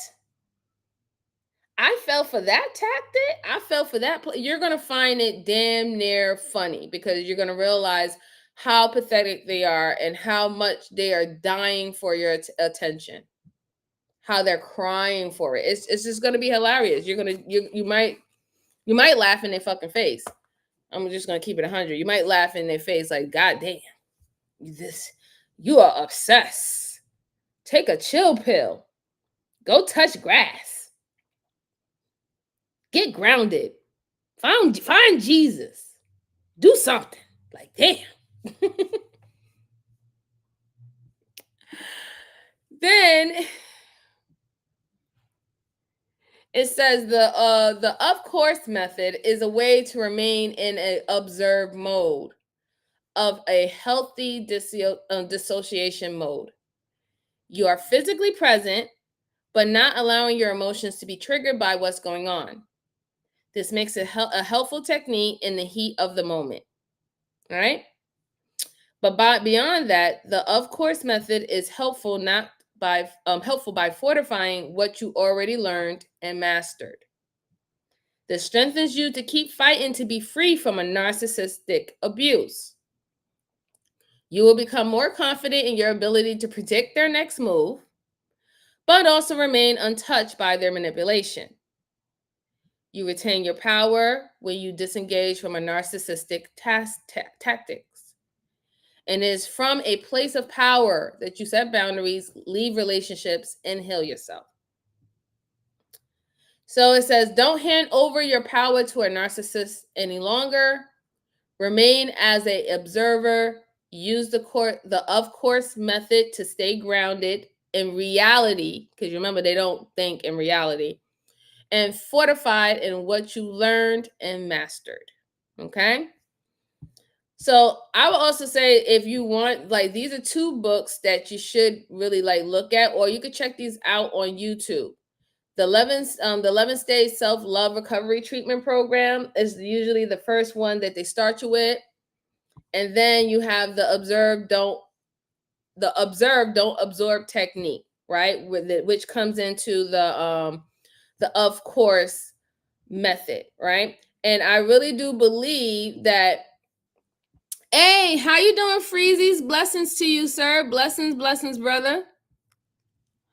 I do believe that this is what men and women, when they go on these panels, I think that this would be a great method to you guys, right? If you start using the of course method or way of thinking. When you start to see that somebody is purposely trying to trigger you so you can act irrationally or within or with high emotions, and because you are reacting in that, you are always going to be blamed by even having emotions. You're going to be blamed for having emotions. We literally blame people for being humans. It's the craziest thing I see. It's the craziest thing. We blame people for being humans. But you know that this person is purposely. Now, I'm not talking about you getting triggered just by anything, right? I'm not talking about that. I'm not talking about you being triggered by someone just, how would I say, critiquing something that they might see. That is not what I'm talking about. I'm talking about when you know that this person is intentionally is triggering you so you can respond in a negative way, and that everybody or the audience that's looking will look at you crazy once you respond in that way. When you realize that is happening, man or woman, if you realize that is happening with a person on a panel or at a job meeting, business meeting, whatever, if you realize that is what's going on, where someone is actually attacking you, and we see that all the time because it could be a generalized topic that always turn into a personal attack of the individual that you have in a conversation with. When you see that, then that's when you want to use that method, and then you want to exit stage left. Sometimes we have to realize that there's a time and a place. There's a time and a place for you to I guess in a way, like stand up. Like it's what will I say? It's pick your battles, right? Pick your battles. It's no point trying to fight with a narcissist. That is not a battle that's worth even fighting. It really isn't. It's not a battle worth fighting. Not because you're not it's not because you're not going to win. It's because you're never going to change the mindset of a narcissist to think about your well-being or to think about anything outside of their wants and their needs. So why are you fighting that type of battle? How is that helping you? All that's going to do is just stress you out. It's going to just be more stressful to you, create more anxiety. And then what happens? You tend to learn to become a people pleaser. And we all know what happens with the people pleasers. They spread themselves thin, trying to fit everybody's bucket list, trying to fit everybody's quiz, everybody's test, and they are empty and they're unfulfilled. And they have a lot of regret because when they do all that people pleasing, they realize that you can't fucking please a motherfucking person. And you only you really only can please yourself, really. And I would definitely say when it comes down to online, and this is for men and women, no more fighting. No more fighting. What are we fighting for? What are we fighting for? Think about next time when you get into a real heated argument with somebody online. Ask yourself these 3 questions. Can this person really touch me? Does this person pay my bills? Do this person actually love me? And if you get no on all those answers, when you say it to yourself, pay that shit no fucking mind. Disregard whatever that person says and exit stage left. Ask yourself those 3 questions first. And when you ask yourself those 3 questions first, you will be realizing, what the fuck am I doing fucking sitting up here arguing with your fucking dumb ass?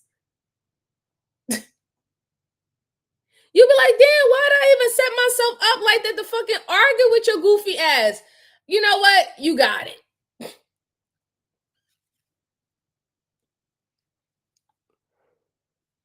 You're like, you got it. Believe what you want. Men can say, these bitches think that niggas are shit. Okay, waterhead hoe. Men ain't shit. Go the fuck over there. Women say, when for women, men say y'all bitches ain't shit. Y'all black women, this is like, okay, great, cool. I'm happy for you. Go the fuck over there. Have a conversation with all the penises you want. Have that conversation with all the fucking penises you want, sir. Listen, you can have as many fucking penises you want around you, sir. I'm not going to stop you.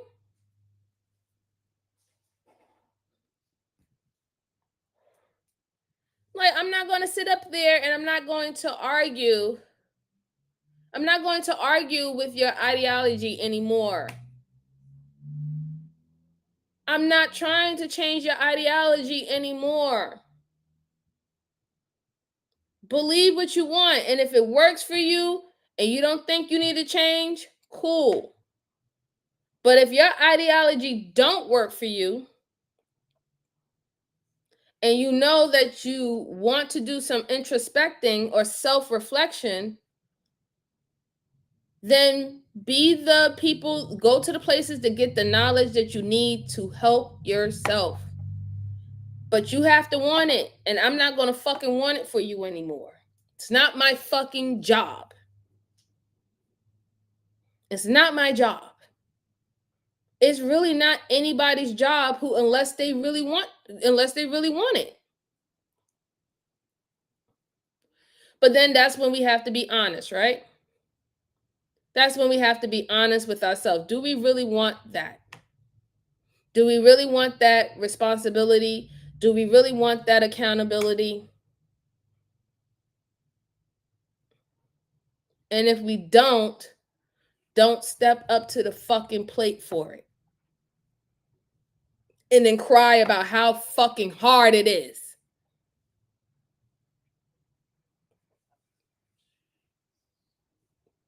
Don't step up to the fucking plate.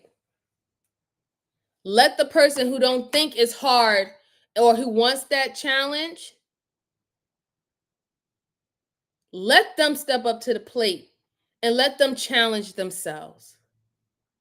Let the person who wants to challenge themselves and challenge their metrics of themselves and get better, let them step up to the place and take that position.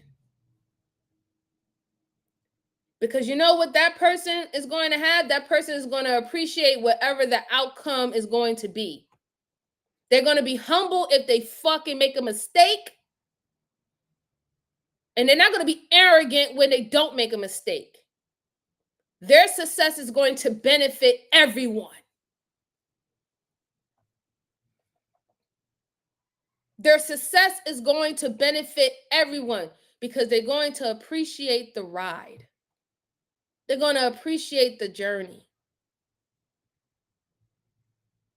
And that's going to always be beneficial to anybody who's following behind them. The gratitude of learning and becoming better and being knowledgeable. The humbleness of learning that you didn't know everything. You didn't know it all. You didn't get everything right. But you didn't fucking give up. You didn't you didn't take it lying down.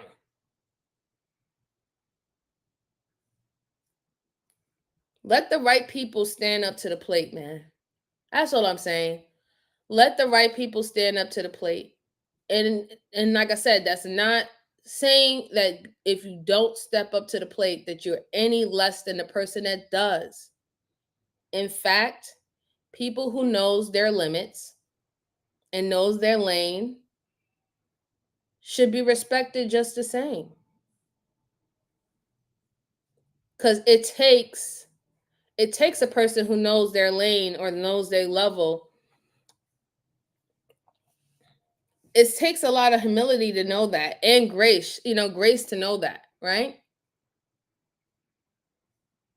And to move it and to move in that manner. There's a lot of pride and respect in that. Back in the days, farmers, they never thought they was beneath per se. They didn't never really think they was beneath lords or whoever was governing the rest of the land and stuff like that. They knew their place. I was a farmer. I produced crops. And they had pride in that. They had pride in that. They, in their mind, they was like, listen, I'm a respectable individual. I produce for my family. I can bring food for my family. I make sure my family has a shelter and a home.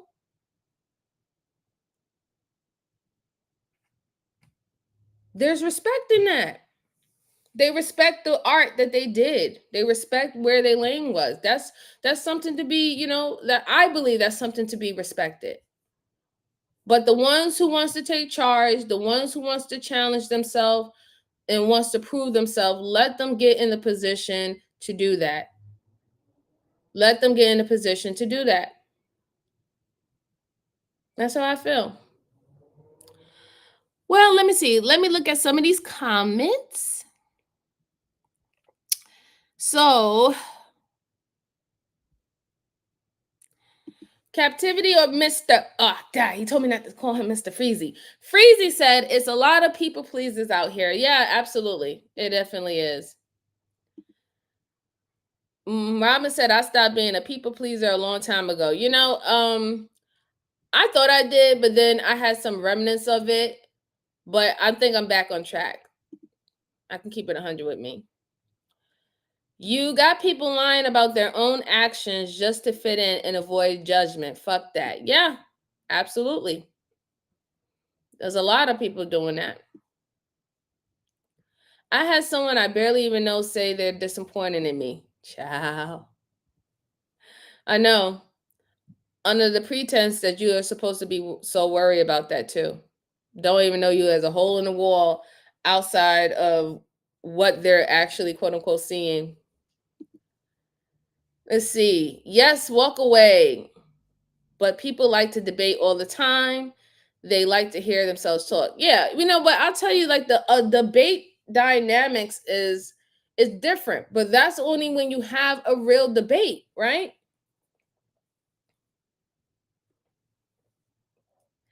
When you're having a real debate, it shouldn't get personal. I'm just going to keep it 100 with you. When you're having a real debate, it should never be personal. A debate is literally, that's why you pick out the topic. You pick out the topic because it's supposed to only be within this frame that you're talking about. Not the what ifs, the one-offs, the anecdotal experiences. That's not supposed to be included in a real debate.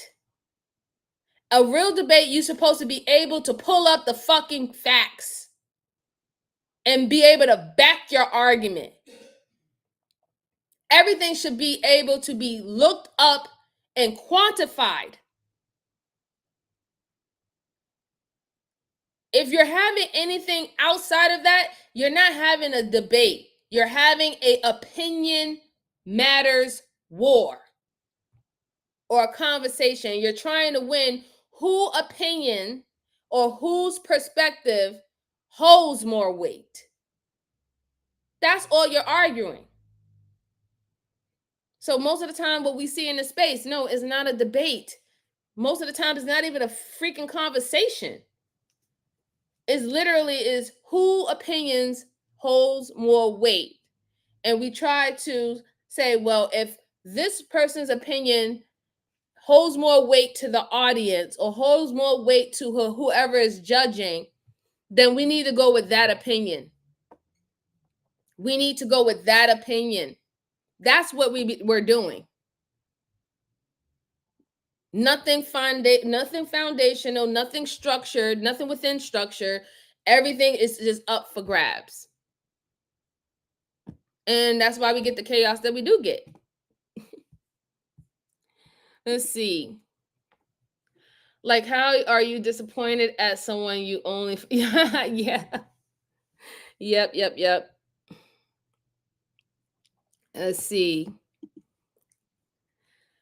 A lot of these people lack compassion and it shows. Yeah, I mean, I don't even know if they even know what compassion is, honestly. And I don't care if they do at this point. They could do whatever the fuck they want to do. Just stay over there. Stay from around me. I can't wait. I can't want it more than you. Yeah, exactly. I just can't do it. I can't do it. I'm not gonna want you to be successful.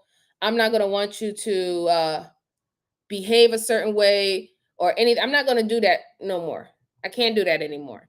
I'm not taking that task. You're gonna have to deal with that yourself, and I'm gonna let your ass fucking fall. Just send them to me. I'm waiting for the worthy opponent around this space. Yeah, you're gonna be patiently waiting for the track to slow on. You get stored on your hole and your ass to get hold on. Yeah, I know I'm a 50 girl. Anyway, let's see if there's anything else I need to say. Yes, exactly, world class. Debate is research. It's research. I cannot express this long enough. Is research. You have to have the facts. You have to have the facts. It's not about opinion. It's about facts. I can't stress this more than enough. This is I see someone took your topic and ran with it. And LOL. It's cool though. Others need to become aware of narcissists. Yeah, I mean, like I said, at the end of the day, I wouldn't really, even if it is like my topic, nobody owns a topic, right? To me, Ariel, nobody owns a topic.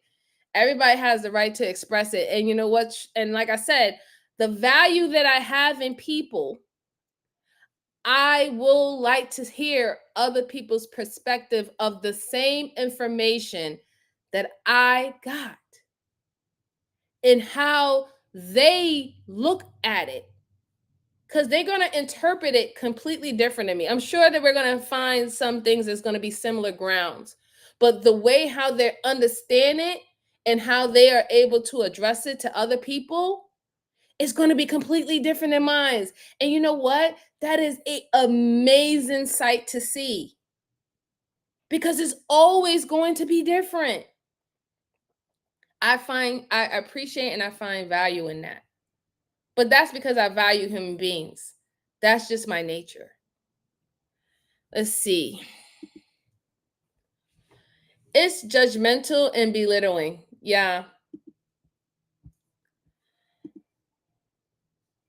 Debate with no research is a bunch of non-rappers trying to punchline with punch and no Lord.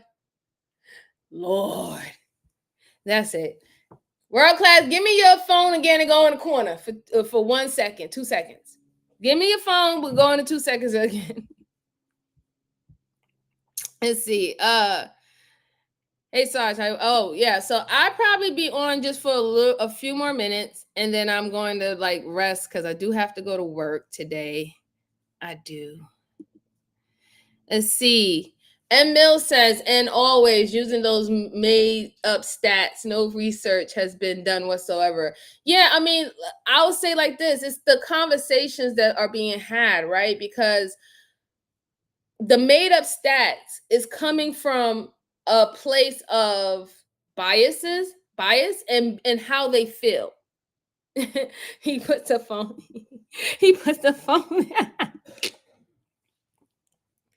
it's coming from a bias of how they feel at that point, right? They feel that what they're saying is right. They feel that there's not that many people doing this, or there's more people doing that. They feel that, right? And the thing about it is, a feeling is neither right or wrong, right? Not everybody's feelings is right, and not everybody's feelings is wrong. But what we know is your feelings is a bias. It's a bias. And this is why, when it comes down to anything that has to do with people, community, society, government, they try their best to leave as much biases out of that. They try. I'm not saying that they don't have it, but they literally make the laws so it wouldn't have those type of biases. Even though we know in reality they still have them. Or whoever gets the law, they'll imply it with their personal bias about the situation or the incident. We know that this goes on. We know that this occurs. Oh, how you doing, Avel? How you doing? I hope, sir. I hope you've been behaving yourself again, because I know you be running around here talking about you human trash. You've been doing this for the past 3 years, sir. So I hope you behaving yourself. Shout out to Britain in the house. Oh, okay. So he wants to go back over the Sharon show. Okay. I'll let's see what time it is. It's 5:38. I think I have like a few more minutes. We could definitely talk about that part of the show. Let's see what Kim. Hi, Kim Folk. How you doing? She said, one thing I learned this week alone is that you can't stress what you can't control. You can only control how and what you respond to. What you feed your mind is just as important to what you feed your body. And it's the 100% truth. 100% truth. Like, you just gotta just be like,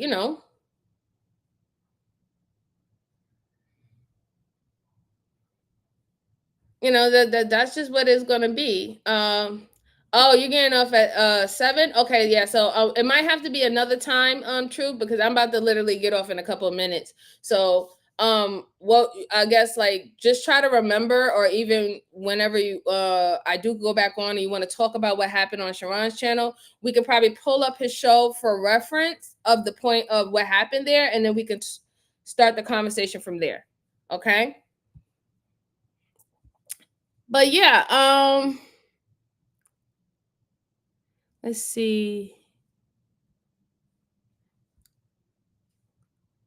Let's see if I missed anybody's title. Oh, okay. So Ariel said, just weird that the title is basically the same within a couple of hours in the same space.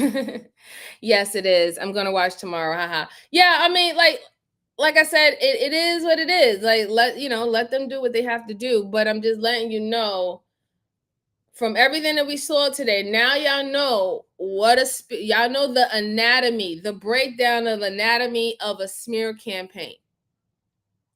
You know how a narcissist does a smear campaign, why he does it, how long he will do it, what is his motives. Now you know. And also, what did I do? While I showed you what the problem or the issue is, what did I do? I gave you the solutions. Because me and my job and what I do on a regular basis, I can't literally give a directive or go to a problem without having a solution in hand. That would be unfair to my subordinates. I'm not going to set them up for failure. I'm not going to just tell them something, you're doing this wrong, or this is the problem, and then have them looking like bugged out, or looking like like they don't know what's going on. They're confused. They got the confused face on, like, I don't even know which way to go. No. As someone who's a leader, you have to give solutions. You have to give options. But the only thing that you do is you don't force that person to take your option. You give them the tools, you show them certain ways that they can do it, and then from there they get to decide which one best suits them. Outside of, I would say, a directive for a emergency, like a worst case emergency, because in my job, we have exact strict rules for what we need to do when it's a worst case scenario, life and death emergency. That, for your benefit, it's been studied and practiced and implemented for decades. That if you do it this way, it will be for your benefit. But when you're in a certain climate that is not the case, then you can actually provide more options for the people that you're working with.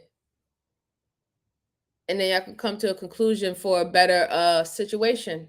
That's something that would be beneficial for all. For all. Let's see.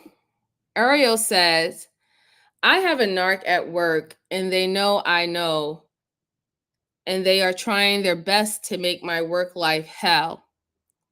Your live really helped. I'm so glad that it did, Ariel. I appreciate that. I'm glad that this is helping you. And it was the whole point of this live was to show you that you might be going through or experiencing this in your real life, not just online, everybody, but in your real life in general. You might be going through this. And you just can't put it in words.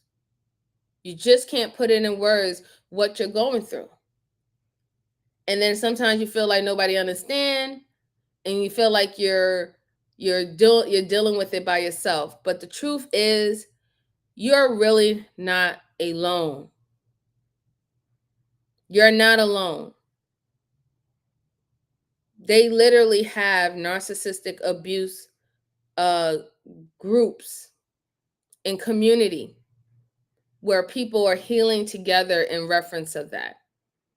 There's so many people that are experiencing it on a regular basis, so you are not alone. But now, what I would definitely say, you are more wise. You are more knowledgeable. You are now more prepared. And that's what I want for my brothers and sisters. Be prepared. Be prepared. So I'm going to drop the link.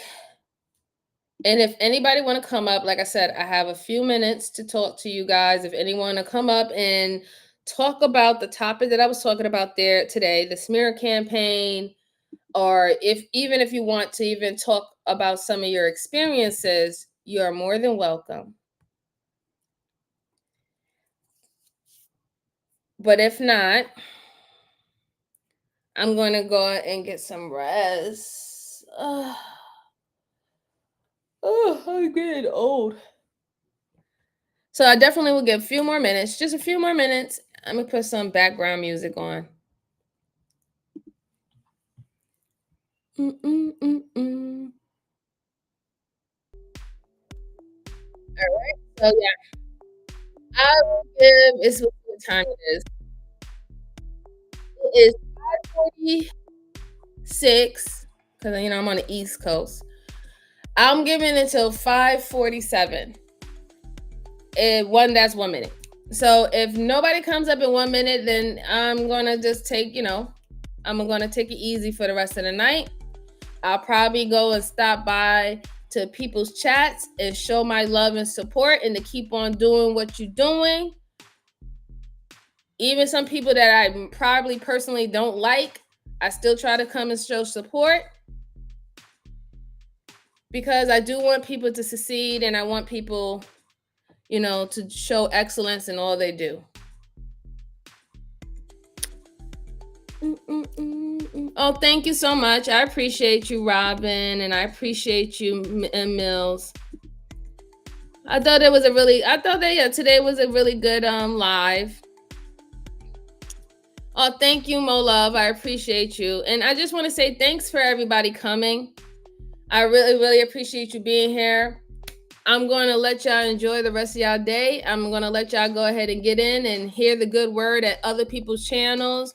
So shout out to Mr. Freezy. Shout out to Troop. Shout out to everybody that came and all the content creators. Please, you are more than welcome to post your channel in the chat so people can go listen to your content, listen to your words, listen to your perspective.